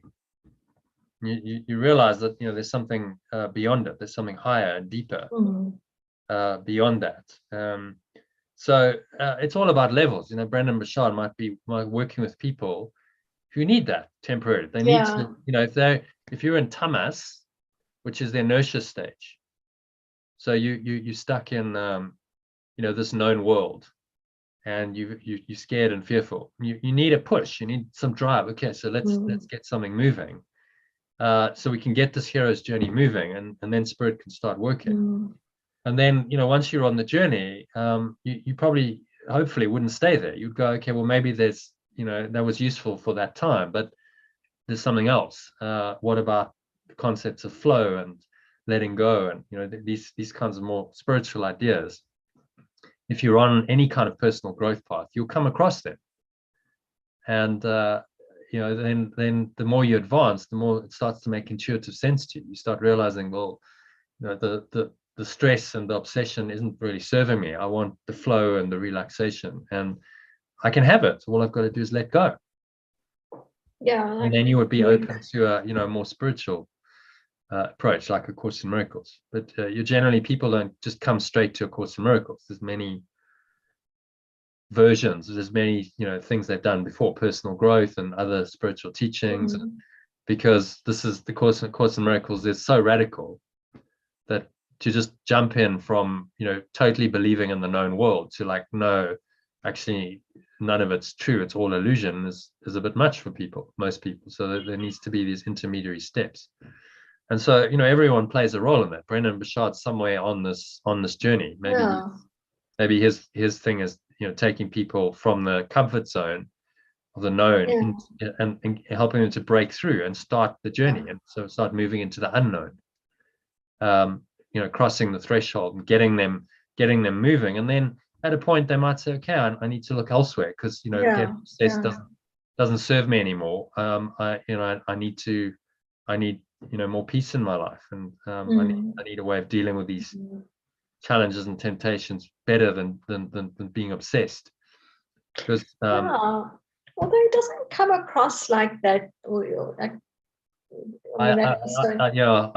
it's just, that's his marketing. So maybe that was just it was just to make it look like that. But I found him quite authentic. I mean, I had followed him for a number of years, and it definitely felt like is coming from the heart for me, like authentically like that. And again, it's like part of these paths, and he will be on his own path as well. But it wasn't just about like achieving. It was very much about enjoy. Well, he talks about enjoy the struggle, but or honor the struggle, but also, like just finding joy. And that was in terms of like definitely found like one of the, and that was like 10 years ago. I was reading his book. He calls it The Charge. And he talked a lot about that thing, more than not that I could say I was following a lot of motivational or personal development people come across here and there, but it just felt that resonated with me more than, like it was quite holistic, I felt. But it also, I mean, I think it's, again, it's bringing something to people where they're at. So it's all part of like people who are working in personal growth. I just never knock them, because that's what they're doing, and I was there, and that helped me. It served the purpose to a point, and then there comes a point where you go, okay, I have to let that go. I can't. I realized in late 20s that was something I had to move beyond, because I couldn't really. There was nowhere for me to grow within that thought system. It was stagnant. It was. I'd done it to its maximum. I'd given it everything, and it had failed. So I had to realize, okay, this I've got to move beyond this. There's got to be something else. But before that, it served me to a point. It got me moving in the right direction. I was focused. I was doing things that were helpful, that were upgrading my life and my energy. I was moving in a positive direction. So it was, although the ego had the goal underneath that, there's the spirit is guiding it all. And that's how it goes. You never actually lost. You're always on your hero's journey. The spirit's got everyone, even if you seem to be really stuck in the known world. Well, you're just waiting for the call, and at some point it'll come. Maybe not in this lifetime, who knows, but everyone is going to take this journey at some point. As Yeshua says in the introduction, of course, he says you can't, free will does not mean that you can choose the curriculum. It means only that you can elect what you want to take of it at a given time. So you can choose, yes, okay, I'm up for it now, or no, I don't feel ready, so then you delay it. Okay, so speaking of time, let's crack on with this. So you want to read number 2? There's only these expectations or desires. It is only these expectations or desires that cause us to suffer, and so obscure our true and pure formless awareness, because the more important to us they are, the more attached we are to them, the more they engender fear that they won't be met and set us up to experience continual disappointment, otherwise known as grievances, when they are not met. Okay, does that make sense? Expectation and desire leads to grievances. Yeah, I mean, I think in your example, being number one was probably one of the most important things to you. So it was the primary goal I had in life. That was it. Yeah, and the more attached. But that set me up for continual disappointment, because I wasn't achieving it. I wasn't even close. And it caused a lot of dissonance in me, because the what I had in my mind and the so-called reality that I was experiencing were totally at at odds. I wasn't even close to being number one. So at a point I had to go, okay, you're kidding yourself. This is delusional thinking. You actually have to realize the truth here, that it's not going to happen. You 20 whatever 8 9 not even close to being world number one, you're not going to do it. It's not it's not possible. Do you think if you had what you know now, and if you tapped into spirit, would you have had a different belief that you could be number one? Because now you're saying that no, at that time. So that time you're like, no, this is becoming delusional. It's not realistic. But do you think it could be realistic? Because if you talk about miracles and things happening on, what happens, it could be, right? Well, that was the story I told myself for years. No, I'll find a way. I know I'm getting older, but there's no lot of difficulty in miracles. I didn't actually know that at that time, because I hadn't come across the Course in Miracles. But I was believing. So I can do it in my 30s, and etc. But part of my spiritually waking up was kind of waking up to the truth that this thought system was not serving me. That was what it was about. Yeah. This was not serving me anymore, and I needed to move on.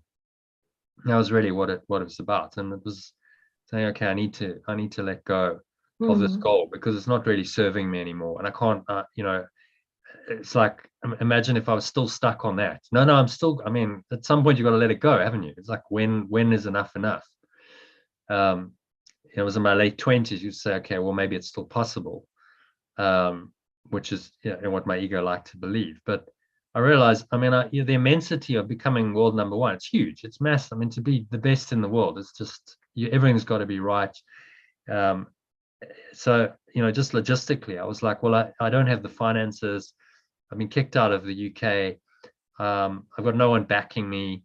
I'm getting older. It's like, it just, it's what it burnt. Like, and then I asked myself, why do I have to do this? It was really like, well, why is this so important to me? And I realized, well, I'm actually I'm okay as I am. It's all right. I don't need to be world champion to justify my existence. And there was the, the letting go of that false self-concept that I identified with. So for me, that was very much the spirit speaking and saying, okay, just let this go, because it's a self-concept that's not serving you. If I'd been 10 years earlier, if I'd had a different path, if I'd grown up in the UK, and some of those obstacles I had because I was South African hadn't been there, who knows? Maybe I would have got a lot closer. Maybe I might have even succeeded. You never know. But that was my path, and at that point, I realized I needed to let it go. That was clearly, again, the guidance was like, okay, let this go and move on. Unfortunately I did, and that then opened up a whole new world. It's like, oh, okay, actually, life doesn't end, life's just beginning. It's like a whole new world, a new career opened up for me because of all the work I'd done in the previous decade.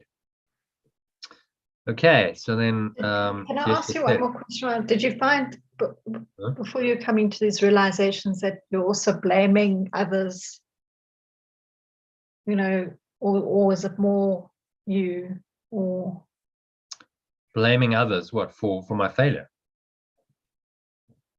Yeah, we're not getting to where you wanted to be. I mean, did you find like you? No, not really. I mean, I couldn't blame anyone else. I realized it was me. I mean, I didn't have the kind of financial backing and support that some people have from parents or governments or anyone else. So part of me was like, I mean, I remember going to tournaments and all these British boys would show up, and they had like a silver spoon in their mouth. They had a trainer with them, they had a coach, a physio, everything's paid for. I'm going, this is what I'm up against. They've got a backing, they've got a team, they've got resources, they've got support. I'm like trying to figure out how I'm going to get there, how I'm going to afford the flight, never mind having a coach to talk me through it. I remember one time I got a visa the same day. I had to go into London to get a visa to get to Denmark. There was a tournament that evening. So the whole day was about running to London, get the visa. Somehow I managed to get it on the same day, get to Heathrow, get on the plane. By the time I got there, I was finished. I'd done a whole day of traveling. Yeah. There's no way I was ready for like a match. I was exhausted. Sure. So that it's like, then you show up for round one, having expended all your energy to get there, and of course I lost because the Danish guy, he'd had a nice relaxing day, he hadn't done anything. He shows up to his home courts, and it's like it's not even a contest because I'm like, I've expended a huge amount of energy just to get there. So I didn't blame anyone. I actually quite enjoyed the experience. It was like, okay, well, it was just an experience. It was all, it was all part of an experience I'm glad I had. And although the outcome, I didn't achieve the ego goal, I had some interesting experiences and I learned. And was like, it was learning to face my fears. I was like, okay, I'm on my own. I'm doing stuff on my own. I'm capable. I'm not scared. I can go anywhere myself. Organize. When you try organizing a visa on the same day. I probably wouldn't be able to do it now, but it was like, I remember going into the office and there was this queue and I was like, if I wait here, I'm going to miss my flight. I knew if I just stay, in line like most people would. So I just went to the front of the queue. I said, excuse me, everyone, I'm really sorry about this. This is genuine. I have a flight to catch in 2 hours. If I don't get this visa in the next half an hour, I'm going to miss my flight. Would you mind if I went to the front of the queue? And everyone said, yeah, okay. So those kinds of things. It's all part of the journey of like self-confidence, belief. Yes. So okay, got that. Make it to the airport, and I did it. Just the fact that I arrived there was an achievement. Yeah, that's impressive. Just to get there was like, because I had to organize the finance and get the visa, and then I lost the match. I think I won my first one, but the second one I lost because then they had 2 matches as well. It was insane. I just driven there. I spent the whole time, the whole day getting there, and then they had 2 matches. So one at 6 o'clock and another one at like 10 o'clock.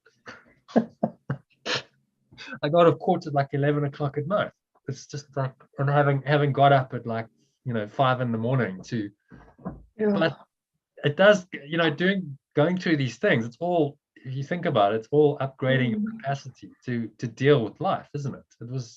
That's the whole point. It was like learning to become self-reliant, robust, resilient, all these kinds of things through those experiences, which has served me well, subsequently. So it was all perfect in its apparent imperfection. And it was a process. Squash was like a spiritual, like a martial art. It's a practice you do. That was my practice for many years of using that to upgrade myself and train my mind and upgrade my consciousness. And that was what I didn't realize it, but that was what it was for. And when it no longer served me, I just let it go. I was like, okay, I don't feel like this is serving me anymore, so I can move on. All right, speaking of moving on, idle wishes and grievances. This is a great quote from Workbook Lesson 73, which kind of captures exactly what we're saying. Idle wishes and grievances are partners or co-makers in picturing the world you see. The wishes of the ego gave rise to it, and the ego's need for grievances which are necessary to maintain it peoples it with figures that seem to attack you and call for righteous judgment. These figures come the middlemen the ego employs to traffic in grievances. They stand between your awareness and your companion's reality.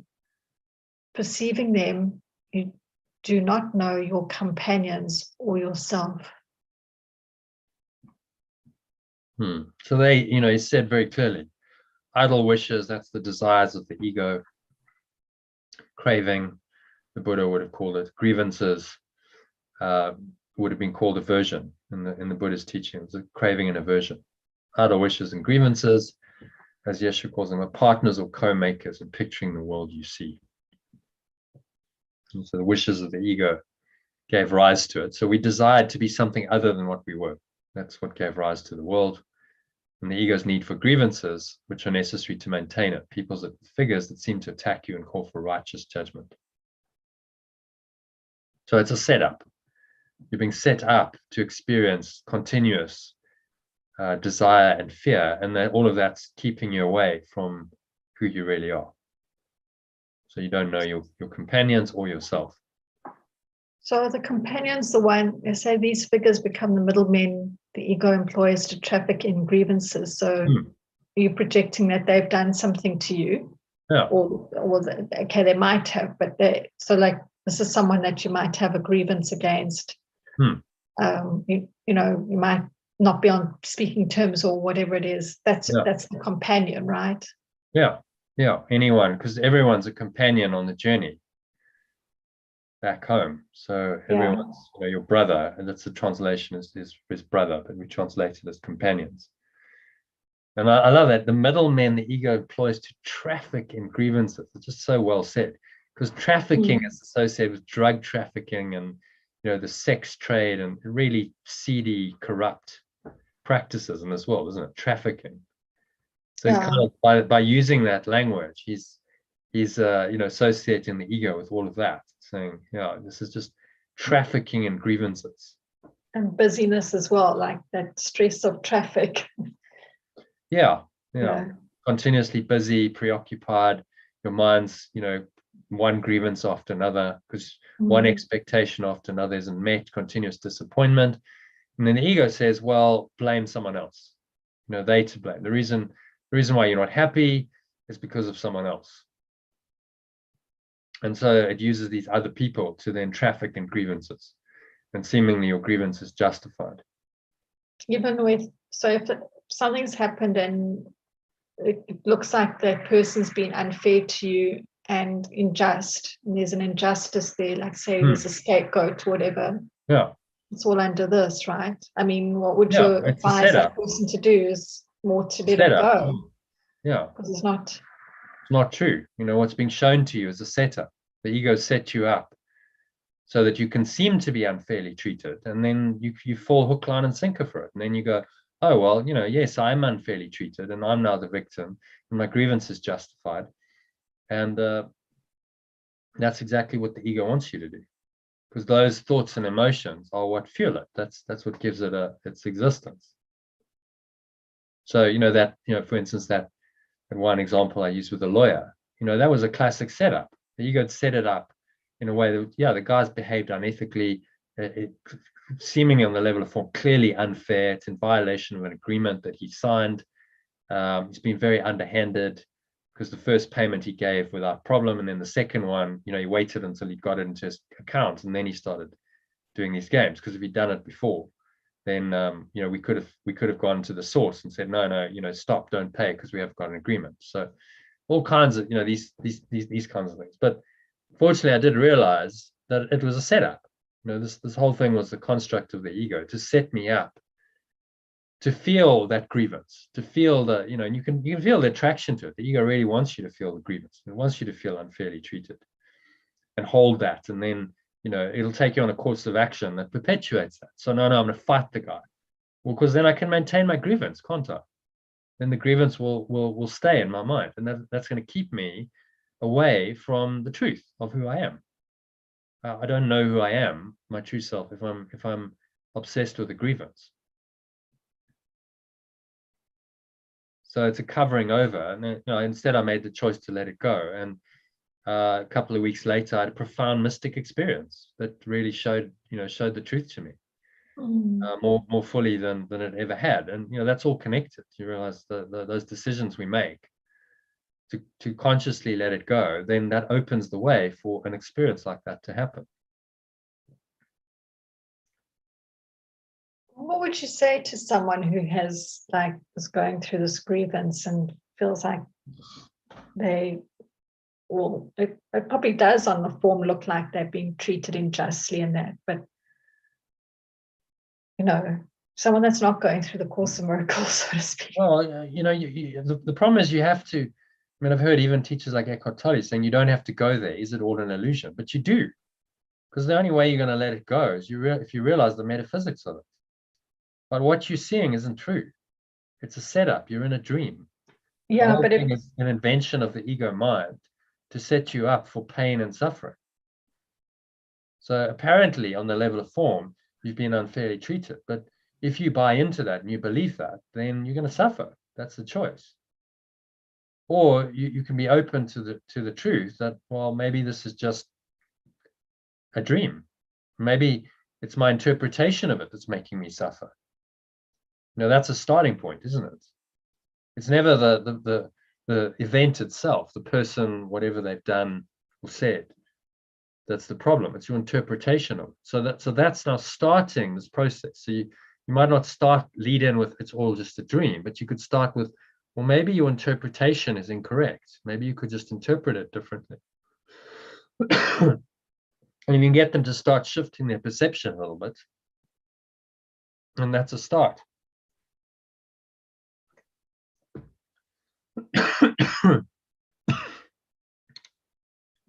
And if the interpretation, they said, no, well, this is what happened. How can you say that didn't happen, or it'd be interpreted differently? Like what this was done is unfair. Do you not think it's unfair? Or like, just wondering how, like, you can play it. You could use a process like Byron Katie's The Work. You can say, well, do you know that's true? Can you absolutely say that that's true, that perception is correct? Person probably have to say, no, I don't. Can you really say it's unfair? No, actually, maybe it's, how do I know? Because you don't know all the circumstances. You don't know where this is going to lead to. You don't know what this is opening you to. So you could start on that basis and say, well, how do you know? You think it's unfairly treated, but that's a very limited perception. Maybe this is exactly what you need to experience. Take another example from that video I showed the other day. I sent you the other day with Steve Jobs. So when he was 30, he got fired from Apple because they said, you're now surplus to requirements. We don't need you anymore. Thanks very much for building the company, but we'll take it from here. And that would seem to be incredibly unfair. he was the founder of it. He built it up to the point, and then for him to be fired by his own board. But he got over the perception of being unfairly treated. He was able to let that go and say, well, I'm still young. I have, lots of creativity. I have lots of ideas. And so he then started another business. He got involved in Pixar, which became the world's best animation company. It was behind Toy Story and a company called Next. And he got very creative again because he wasn't now doing the same old stuff with Apple. He got very creative and had a renaissance. For the next 10 years was, really hungry and engaged and, enjoying life as a startup again. And then 10 years later, came back to Apple because they acquired Next. And so he came back in via that acquisition. And all of the stuff he'd worked on was behind the renaissance at Apple. They then used that technology to then create the iPod and iPlayer and, all of that new technology, iPhone, everything they brought in, which led them to becoming the most valuable company. So he said, it was absolutely necessary. If I hadn't done that, then it wouldn't have gone as well for me or for Apple. But I didn't know that at the time. It seemed that I was being very unfairly treated. So, but you see, it's a limited perception. How do you know? And like actually in the long term, he wasn't. That was exactly what he needed to grow and that's exactly what the company needed. But it just seemed very unfair at the time. So you could start off by talking about some of these experiences with someone, saying, well, how do you know? You can't know how it's all going to play out. So how do you know you're being unfairly treated? Can you really say that's true? And if they're honest, they'll have to say, well, no, I don't know. It seems to be the case, but I don't know how things are going to play out. So that would be one way. And then, that might lead them into, the more they do that, the more they start becoming open to the idea that, okay, well, maybe reality as I perceive it isn't as real as I think it is. Maybe reality is perceptual. See that? So that's a big realization. Reality is not some objective thing out there. Reality is perceptual. So reality is in my mind. Universe is more like a great thought than a great machine, or quantum mechanical principle. Copenhagen interpretation is there is no reality in the absence of observation. There's no reality in the absence of observation. Wow. Okay. So reality is my perception. You see. So now you can start to then, this is how you do it. And that would lead you eventually to the conclusion, okay, well, maybe reality is an illusion. Because if it's all perceptual and my perception is so changeable and so variable, there's nothing certain there. There's nothing stable. So maybe it's all an illusion or false. But it's levels and levels of getting there, isn't it? It's like to realize that, might require some intermediate steps, like doing the kinds of processes I just mentioned, doing Byron Katie's work. Any process that's going to get you to change your perception would be helpful. Byron Katie. Yeah, the work. Yeah, it's got 4 questions, and the first 2 are: do you know it's true, that perception? And then the second one: can you absolutely know that it's true? So second, you ask again: can you absolutely know that that's true? And in most instances, you can't. There's no way you can say, I absolutely know that to be true, because everything's in the domain of perception. So if you don't get it right in the first one, then the second one, and then she just does a turnaround. She says, well, so how could you look at this differently? How could you turn it around? So someone's treated me unfairly. Well, how about turning it around and saying, maybe I've treated myself unfairly? Oh, okay. Turn it around, you see. Start playing with your perception. Questioning the existing perception of being unfairly treated, and by changing it. And it's very successful because she's working with people's perception, which is their reality. And if they change that, then their reality's changed.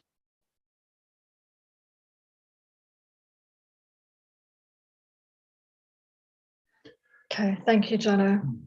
Okay. So I know we're talking about a lot of things and we hardly even got through the paragraphs, and it's almost 7:30. No, it's okay. Hopefully enough How it is fine goes. for It's you. all going Yeah. with the flow. It's an Yeah. interesting session, and these things are all relevant. It's a holistic thought system. Yeah. Yeah. Yeah. So there's some you can watch. I think you were actually in there's a past session where we talked about the symbols of the Holy Spirit. What's in here? Perceptions of anything are always the result of our self-concept. Okay, so the world is your self-concept. The world's a projection of your self-concept. That's quite a radical idea for most people. I'm seeing my self-concept projected out. And so the Course in Miracles is training us to use our minds to use everything we perceive as a way to become aware of our egoic self-concept and then systematically let it go, choosing more loving perceptions. So the world is the mirror of yourself, showing you your self-concept. That's very helpful if you can recognize that, because now you have a way to see the false self-concept and then a way of undoing it by letting go of those perceptions that lock you into that self-concept. But there might be, so in terms of that, what's mirroring the self-concept, for me, I think there's quite a lot of positive things that I'm seeing. Well, yeah, so the world can be a projection or extension of the Holy Spirit. You can see miracles showing up in the world as a reflection of your true self as well. Yeah. So if your self-concept is the Christ, and you really believe that, then you will start to see the world showing up in that way. But initially, we're not there. So initially, the world is, you see the negative, you see the injustices and whatever, and then it's about reinterpreting those, saying, okay, well, this is a projection of my own self-concept. In fact, I believe I'm a victim, so therefore I keep creating situations where I'm unfairly treated, because that's what a victim identity would do. Okay, so it's showing up again for me, and now I get the chance to let go of my belief in that identity again, because I've had I'm seeing it in the mirror again. And so that's how we then undo that false self-concept, because it's shown to us, and then we let go of the thoughts and emotions that make it real. So it's really simple, but it's radical for most people. That's a radical practice, but you have to go there. Of course, it's saying you must look on the world in this way, otherwise you can't really learn from it. So if you really want to take this message to heart, you'll be on this path for the rest of your life. You realize that this is the only way to live. It's this radical reinterpretation all the time of my life experiences. That's what's going to take me on the journey and make me happy.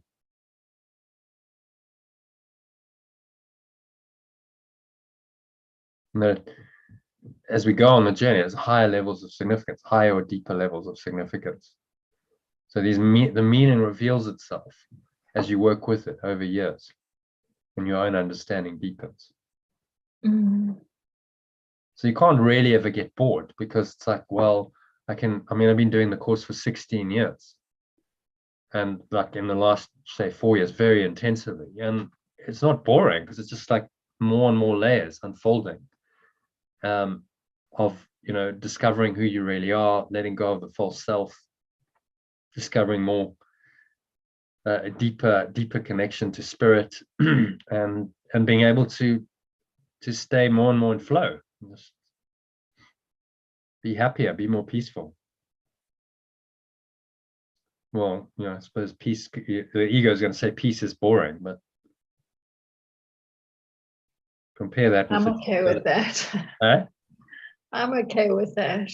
Yeah, when you start realizing, I'd rather be peaceful and bored in the ego's perception than than not peaceful and all enturbulated and disappointed and excited and on the roller coaster. Because but I think there's still things that, well, I don't know how you find it, like there must be things that, well, when I say excite, it's maybe more about bring joy, because it's still that elevated beautiful feeling.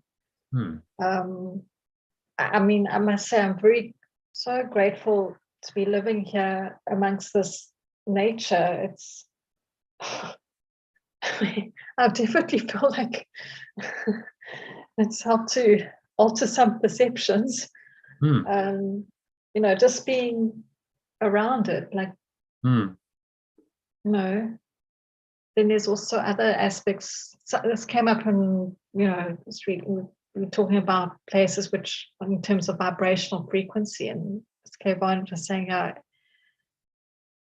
even Cape Town is still quite low. I said, really? She said, yeah, because of, you've got such a big divide in the inequality, and you've got that factor in it as well. So, yeah, and that she's right. Compared to some places where it's a little bit more, they, also lucky that they haven't have that aspect going on, right? But it's, it is what it is. But I'm just lucky. I've got this beautiful view. It's really very, very grateful. I mean, yeah. Yeah, and that's just a symbol in the dream. You're not attached to it. You're not going, oh well, my happiness is because of the view. It's a symbol of. Yeah, but it just brings joy to it. I can just like go out and I feel like there's like an expanse, and it's like. Oh, so nature can be a helpful way of connecting with your getting out of the mind. So nature's less mind oriented. With human created things, it's all mind. Whereas nature, much less mind. You go and you sit in nature under trees and rocks and streams and mountains and so on, and there isn't that mind energy. They just are. There's no like self-concept playing. The tree's not trying to be something else. Trying to pretend to be something else. The mountain is saying, oh, I want to be a bigger mountain because I'm not quite big enough as Table Mountain. It just is what it is. It's being what it is. It's just what it is. Yeah. And so there's no illusory self-concept trying to masquerade and pretend to be something else. Which then connects us with our authentic self. That just feels really good because I am what I am. And I can learn that just from sitting in the presence of a tree or a rock or any plant. It just is what it is. It's not trying to be anything else. It's just beingness. It's being there, and it just sits there. Some of these trees have been there for hundreds of years. They're just there, slowly growing. There's some kind of movement, but very compared with human life, very little. Just rooted in the presence of their being, and learn something from that. It can be a symbol, a way of tapping in to your own unchangeable essence. So obviously a call. You felt like the call to go to Cape Town, and that's it was a trigger something in you that was saying, okay, that that would be helpful in your journey. No, definitely. Actually, it's interesting you talk about being close to nature. There's a video that was released on Eckhart Tolle's channel. I just want to go to the title, but he talks about that, how what can be helpful is to connect close to nature, and literally that is like they might look at a whole field or tree. They've got their different energy paths, but the flower's just being what it is. It's being the flower, or the like it's and you just it's radiating. If you become more present in a way, you can just see and like be aware and take in what it is. So it's a pointer and it brings you more to that presence. And I can't find it here, but it was we spoke a bit about it in his books, but it's just so if you'll pick it up. It was probably released in the last few days, and it's something about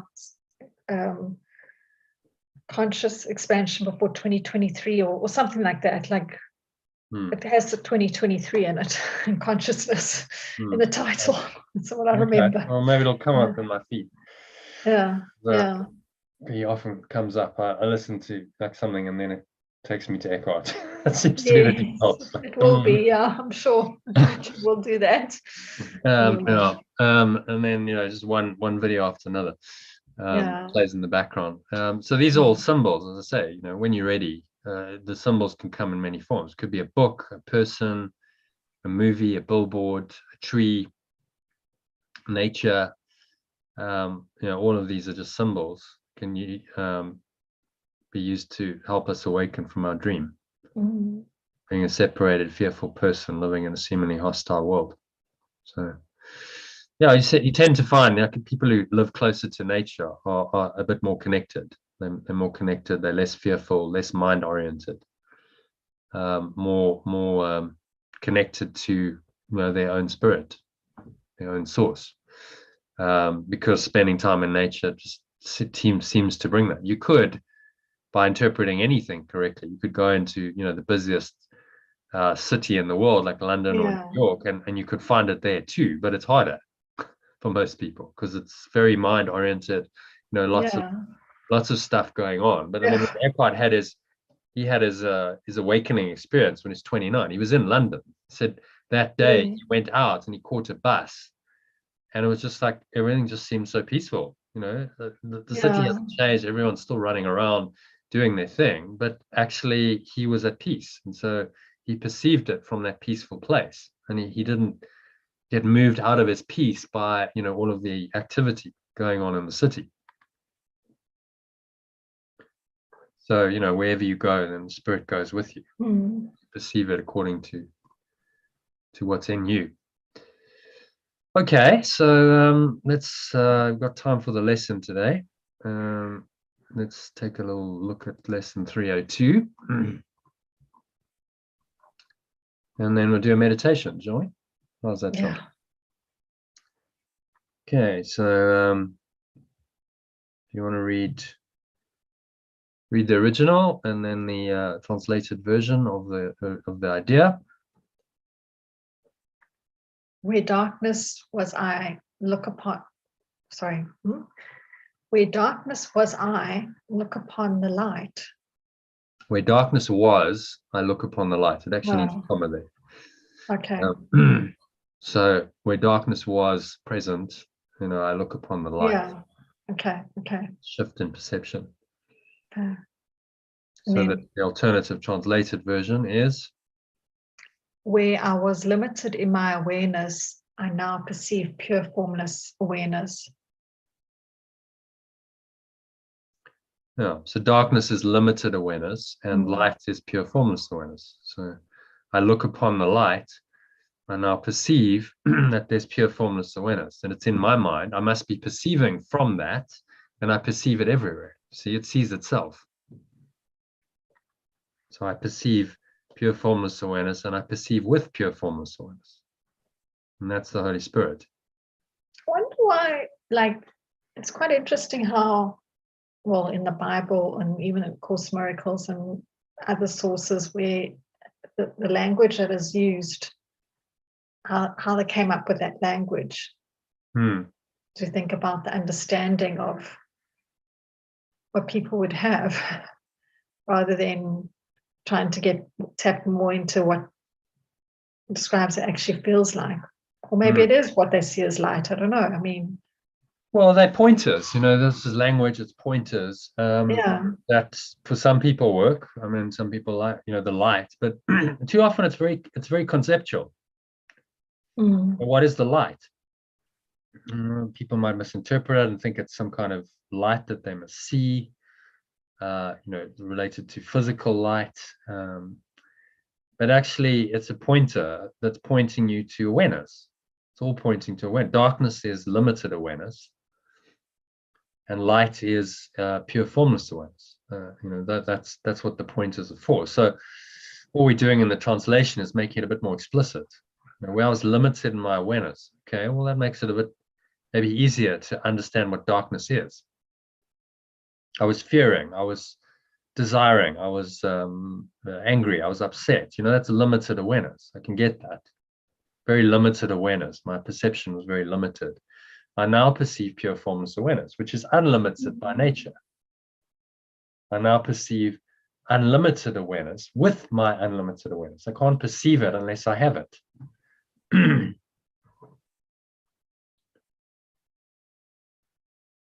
So as we change our perception, whatever we see, perceive, is reflecting our self-concept. Yeah. Coming from somewhere. It's got a source in our mind. So if I perceive pure formless awareness everywhere, the very essence, the life essence of everything is this awareness. I perceive that in everything and everyone, then I must be rooted in that awareness, because what's perceiving it is coming from that awareness. Which is how the Holy Trinity works. If I showed you this diagram, bring it up quickly. This might explain it. So the Holy Trinity, which is one of the least understood concepts in Christianity.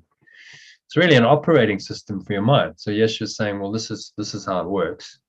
Let's just zoom into 75% so we can see the whole screen. So you've got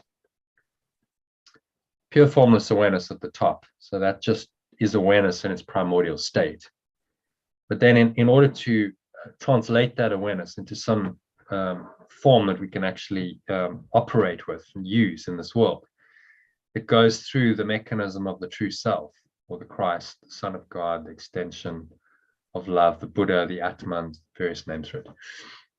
And that it's that self, capital self, Christ, that is now perceiving from the foundation of pure formless awareness. It's now perceiving all of the things, places, events, circumstances, situations, and everything that goes on in the universe of time and space, but perceiving it from the state of oneness, from the idea of oneness. And so the genius of this thought system that he's proposing we adopt is that there's now an intermediary. He's not just going, well, there's just pure formless awareness, and now you've got all of this stuff going on in perception, and there's a great chasm, there's a gap that you can't span. So no, this is how you span the gap with your perception. And what's perceiving, if you're perceiving correctly, must be your true self. So Christ, or your true self, now has Christ's vision or true perceptions of all the people, things, places, events, circumstances, situations, all the traumas, the successes, the ups, the downs, the failures, and all experiences that seem to exist and happen in the physical universe of time and space. That is all perceived from the Christ self, which knows that everything shares the same essence. So going back to the lesson, you perceive pure formless awareness everywhere. So this is how this awareness, which is pure and formless, and doesn't have any form, but this is how it can get translated into perception. That's helpful. It helps you to change your mind, to perceive these things differently, which strengthens your Christ self, your true self. And the more you do that, the more this experience comes into your mind. And eventually Christ leads to God, because you will simply merge back into this experience, and your mind will become one with this pure formless awareness ultimately. But you need the intermediate step of true self, or the Christ, and perception to get there. Otherwise, how do you find your way back? So in the Buddhist teaching, Buddha taught the doctrine of no self. There's no self. So there's just this awareness. He called it nirvana, pure formless awareness, nirvana. There's just this nirvana. There's no self. Okay, but now you're seemingly human, existing in this world, and you have to make decisions, and you have perceptions going on. So if there's no self, who's perceiving that? And they haven't quite answered that in the Buddhist teaching. But with Yeshua, he's saying, well, you have a false self, the ego, or you have the true self, and both can perceive, but they will perceive differently. The one will perceive from the foundation of oneness, and the other one will perceive based on the idea of separation. And those perceptions are going to be vastly different. So it's a really helpful operating system to get you back to ultimately to the pure formless awareness experience of pure formless awareness alone, which is God.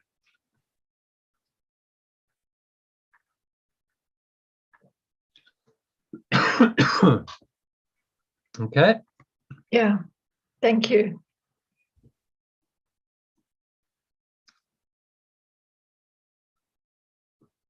All right. So if you read the original and then the translated version underneath that. Father, our eyes are opening at last. Your holy world awaits us as our sight is finally restored and we can see. We thought we suffered, but we had forgot the sun who you created. Now we see that darkness is our own imagining and light is there for us to look upon. Christ's vision changes darkness into light, for fear must disappear when love has come. Let me forgive your holy world today, that I may look upon its holiness and understand it, but reflects my own. Okay. And do you want to I'll read the next one. read the alternative? My source, my eyes are opening at last. Your world perceived with whole awareness awakes me, as my true vision is finally restored and I can perceive truly. I thought I suffered, but I forgot the extension whom you extend. Now I see that limited awareness is my own imagining, and pure formless awareness is there for me to perceive.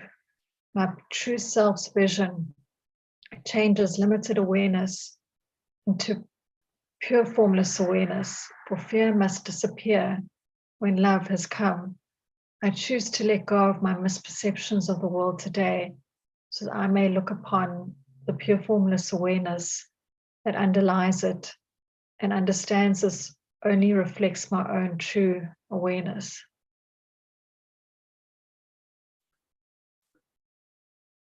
Yeah. So any thoughts on that?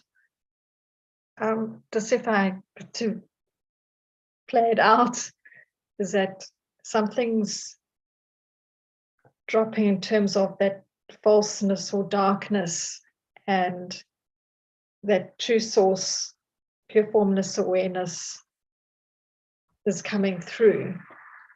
And that's part of me, my true self. So it's, I think it says I choose to let go of my misperceptions. That's really the kind of action, is to choose to let it go. The misperceptions, yeah. I mean, if you had to put into practice, it's maybe just like you set that example earlier. Is this really the truth, or the Byron KT? Maybe that's an example, but many ways of basically questioning your existing perception and saying maybe I'm misperceiving. I've got a false self. Yeah. The Yeshua theory is that we have a false self, and that false self blocks our true self. Yeah. From that false self, that egoic self-concept, we then perceive incorrectly. And all the people, things, places, events, circumstances, situations, and events of this world are perceived incorrectly because we have a false self perceiving them. And that perception is going to cause us endless pain and suffering until we let it go. And when we let it go, then we must also be changing the self-concept, you see? Do you see how perception and self-concept are related? We must also be changing who we think we are if we change our perception. Because it's coming from the core belief. Am I a separate self? Do I believe in separation? Or am I one self? I believe in only oneness. That's ultimately, those two ideas are the foundations of thought systems that and self-concepts that are very different, in fact diametrically opposed. Which is all that Yeshua is saying in this teaching, saying you can't reconcile two diametrically opposed ideas. One of them must be true and the other one must be false. And it's your job to decide which one that is in every situation. And he's telling us only one is true, only the truth is true, only oneness is true, and everything else is not true. But we must accept that for ourselves. Yeah. So the rubber meets the road. I mean, this is very practical stuff. He's saying, I choose to let go of my misperceptions of the world today. Because when I let go of my misperceptions, I open my mind to the true self, or the Christ, which then brings in the experience of pure formless awareness. Right? There's a connection between these. What's inspiring the Christ self is pure formless awareness of perfect love. But this is like the step down, the transformer that allows you to take pure formless awareness of perfect love and use it in this world and actually perceive and make decisions and be functional, which is necessary. Otherwise, how would you operate in the world? Very, very difficult. If you're just pure formless awareness and there's no self that can perceive, then your path would simply be to remove yourself from the world. And this is what a lot of the Eastern teachings just like back and go. They just go, okay, I'm just opting out of the world entirely, and I'm just going to sit and meditate forever. I'm not going to engage in any of this stuff. So that's traditionally the Eastern path. Whereas Yeshua's saying, no, you don't have to do that. Just reinterpret all your experiences. Whatever you're experiencing here can all be used by the Holy Spirit if you reinterpret it. And in fact, this is the quickest way, because you're going to get all of the ego stuff being shown to you in the mirror that your life presents, and then you're going to reinterpret it consciously. And if you do that all the time, you live this way, you're going to make great spiritual progress in this life and collapse a lot of the ego, if not all of it, all of the ego's beliefs by practicing this. And you'll go faster than if you try and remove yourself from society and remove all of that and just meditate. He said this is tedious, meditation, going long periods of meditation for 20 years, ultimately will work because the intent behind it. But he said the means are tedious and there's a quicker way. And so the quickest way is the holy relationship. So that's perceiving everything in this world differently, and relationships being a major area of misperceptions. Perceiving them differently, transforming them from a special relationship into a holy relationship is the quickest way of undoing the ego. Because your whole self-concept has to drop, and you have to realize, as you change your perception, who you really are. Okay, so does that diagram make sense? Yeah, it does. Thank you. Give a bit of context to this. And happy with number one? Yeah. Okay, so number two, just very short. Our love awaits us as we go to him and walks beside us, showing us the way. He fails in nothing. He, the end we seek, and he, the means by which we go to him. Alternatively, my perfect love awaits me as I go to it and is always beside me, showing me the way. It cannot ever fail. This is the end I seek, and this is the means by which I go to meet it. Okay. I think it's just putting that into what you're doing is, as you go to it, and this is the end I seek. It's just all that's kind of summing up what you're trying to get to with the Course of Miracles, I think. Well, it's the end you seek, and it's also the means by which you go to meet it. So the end is the means. The means is the end. What is the means? Is the means just the kind of letting go and salvation, or? Well, perfect love is guiding you. So my perfect love awaits me as I go to it and is always beside me, showing me the way. So the state of perfect love, pure formless awareness of perfect love, is the ultimate goal, right? To just rest in that state. That's heaven. but this is always with me.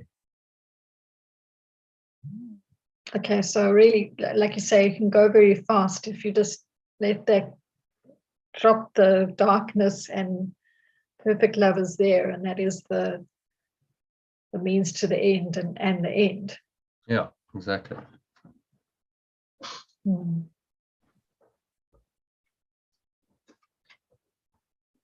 Both the means and the end. Okay. Okay, so shall we do a meditation? Can we keep it short, Jono? So it's almost 8 o'clock. So Yeah, sure. yeah. Just, Okay. what, You. 10 minutes? Yeah. No problem. So just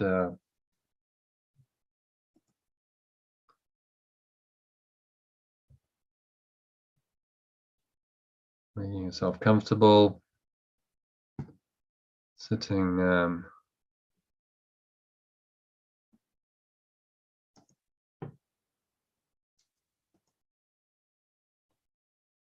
sitting feet shoulder width apart, back straight, cup your hands in your lap, close your eyes.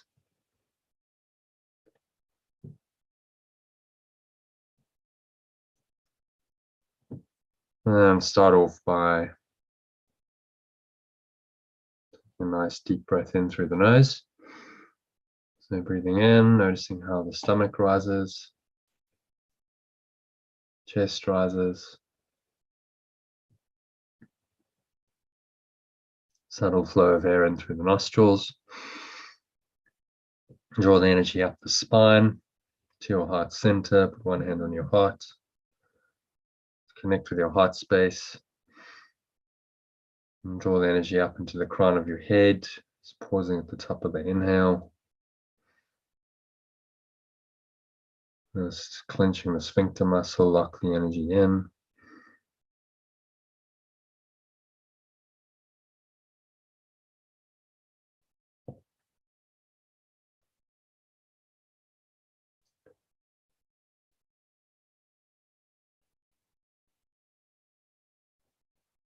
And just scan your mind, so notice any thoughts, emotions, and related sensations going on for you. Particularly if it feels at all negative, dark. Darkness is limited awareness, contracted awareness. So any fear, anger, frustration, guilt, fear, sin, and so on. So just breathe into all of that. Imagine you breathing in the light. Say, where darkness was, I look upon the light. Or if you prefer the alternative, where I was limited in my awareness, I now perceive pure formless awareness. So inviting this pure formless awareness, which is love, to come in and just transmute these misperceptions. To help you do that, exhale and just blow them all away.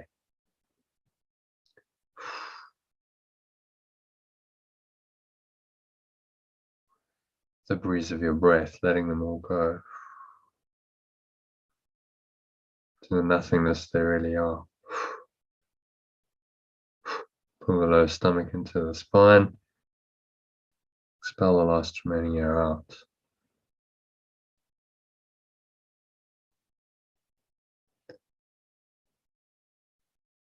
And just rest here for a few moments in the deep peace and stillness, in the gap between breaths.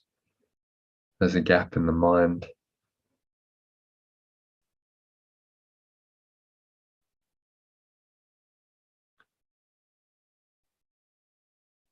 Just enter into that gap. Allow this pure formless awareness to come into your awareness. As you listen to these words, just keep watching the breath. So breathing in and out through your nose, observe the subtle flow of air into the nostrils. Into the nostrils and out of the nostrils.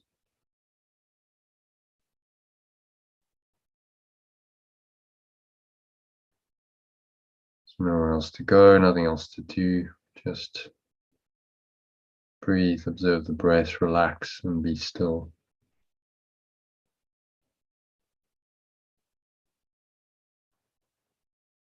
And let these words just drop into this deep place in your mind. So my source, my eyes are opening at last. Your world perceived with whole awareness awaits me. As my true vision is finally restored, and I can perceive truly. I thought I suffered, but I forgot the extension whom you extend. Now I see that limited awareness is my own imagination.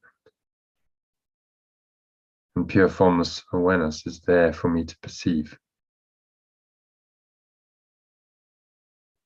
My true self's vision changes limited awareness into pure formless awareness. For fear must disappear where love has come. I choose to let go of my misperceptions of the world today, so that I may look upon the pure formless awareness that underlies it and understand this only reflects my own true awareness. So sink into this awareness. Perfect love awaits you within you as you go to it. Pure formless awareness, perfect love. And is always beside me, showing me the way, cannot ever fail. This is the end we seek, and this is the means by which we go to meet it. So just rest in this certain outcome. The means and the end are one. It's the same awareness guiding you back to itself.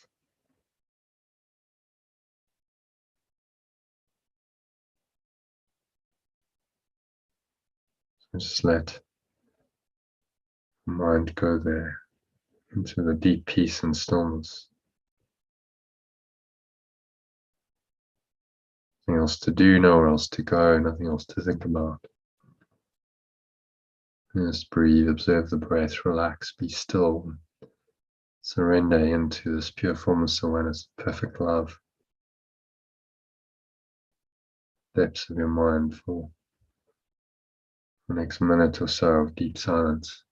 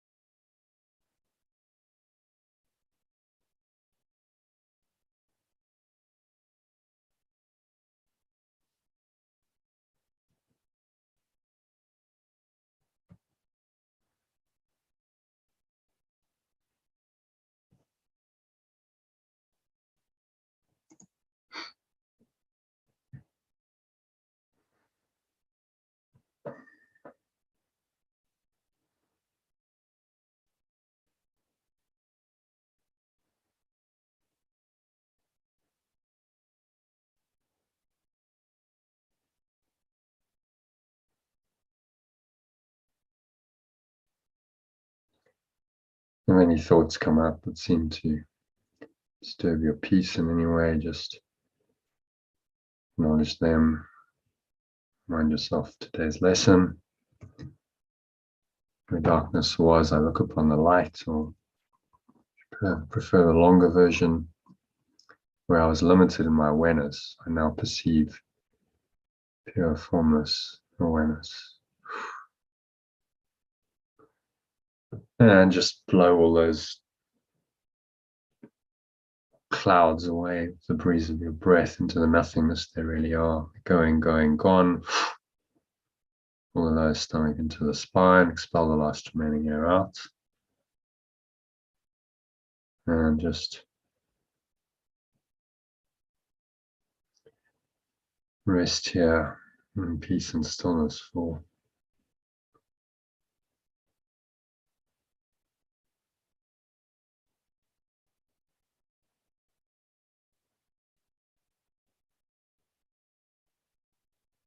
another minute or so of deep silence. Let the pure formless awareness of perfect love that you are just envelop you, reveal itself to you in the next minute.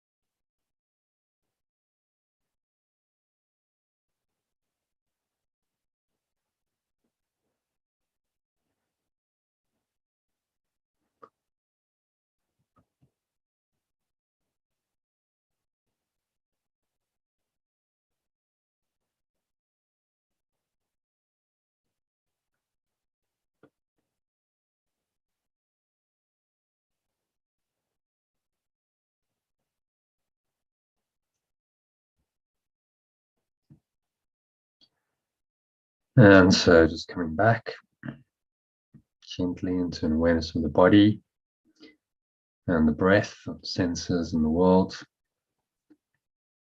And on the count of 3, you're going to open your eyes. So 1, just breathing in, noticing how the stomach rises and the chest rises. And the subtle flow of air in through the nostrils. And just pausing at the top of the inhale. Smile. Scan your mind for any darkness, that's any limited awareness, contracting, constricting thoughts and emotions, fear, anxiety, sad thoughts, guilty thoughts, frustration, anger, irritation, and so on. Breathe into it, create some space, some light. Your breath, and one more time, just let it go. Say, where darkness was, I now look upon the light. I'm willing to let all of this go. I was limited in my awareness, I now perceive pure, formless awareness. Letting it all go. Exhale, notice how the air flows out, chest and the stomach suck back in. Energy subsides back down into your lower stomach and your groin. Let's rest here for a few moments on the count of 2. Notice the weight of your body pressing down into the chair, your feet touching the ground. Notice what you're feeling with your hands touching. Maybe there's a subtle smell in your nose as you breathe in, the taste in your mouth. Notice what you're hearing, the surrounding environment. Just notice all these things from this very still, calm, and surrendered state. Without judgment, without interpretation. Simply recognize truth. Will set you free. So anchor the state in. Connect with the state. Carry it with you for the rest of the afternoon and evening. So it is said and so it is done. And so, count of 3, open your eyes. Just look around, take a moment to look around, observing various objects in the room around you. Just for 30 seconds or so to ground yourself back into this reality. And notice that it doesn't matter what you're looking at. There's just deeper awareness, this pure formless awareness behind it all. You're not judging, interpreting, naming, and labeling things. Notice that it's all perceived with the same awareness. So get that experience by just looking around the room and noticing that everything's really the same. And notice how peaceful this perception is. So anchor that in. To stay there, you can practice today's lesson frequently using the short breath break I've given you. It's only 4 minutes, or even shorter, following instructions I've given in the Telegram and email message for today, to practice it in under a minute, and that'll keep you connected and hopefully in a very peaceful flowing state. And that's what I wish for you for the rest of the evening and on into your week. So thanks, Kim, for joining. And that brings us to the end of the session. Thank you, Jono. Yeah, good session. I enjoyed that. Thanks for all the questions. And hopefully people listening to it will also enjoy it. So there's quite a lot of stuff around intuition and guidance and asking for help from others, and it's all interesting stuff. So no, it was. Thank you, Jono. Yeah, only a pleasure. Okay. All right. Have a good evening. Hopefully see you in the week. Yeah. We're doing Tuesday and Thursday evenings if you can make it. So otherwise next Sunday. Good. I'll definitely try and make at least one of the sessions. Yeah. Thank you. All right. Namaste. Namaste. Bye.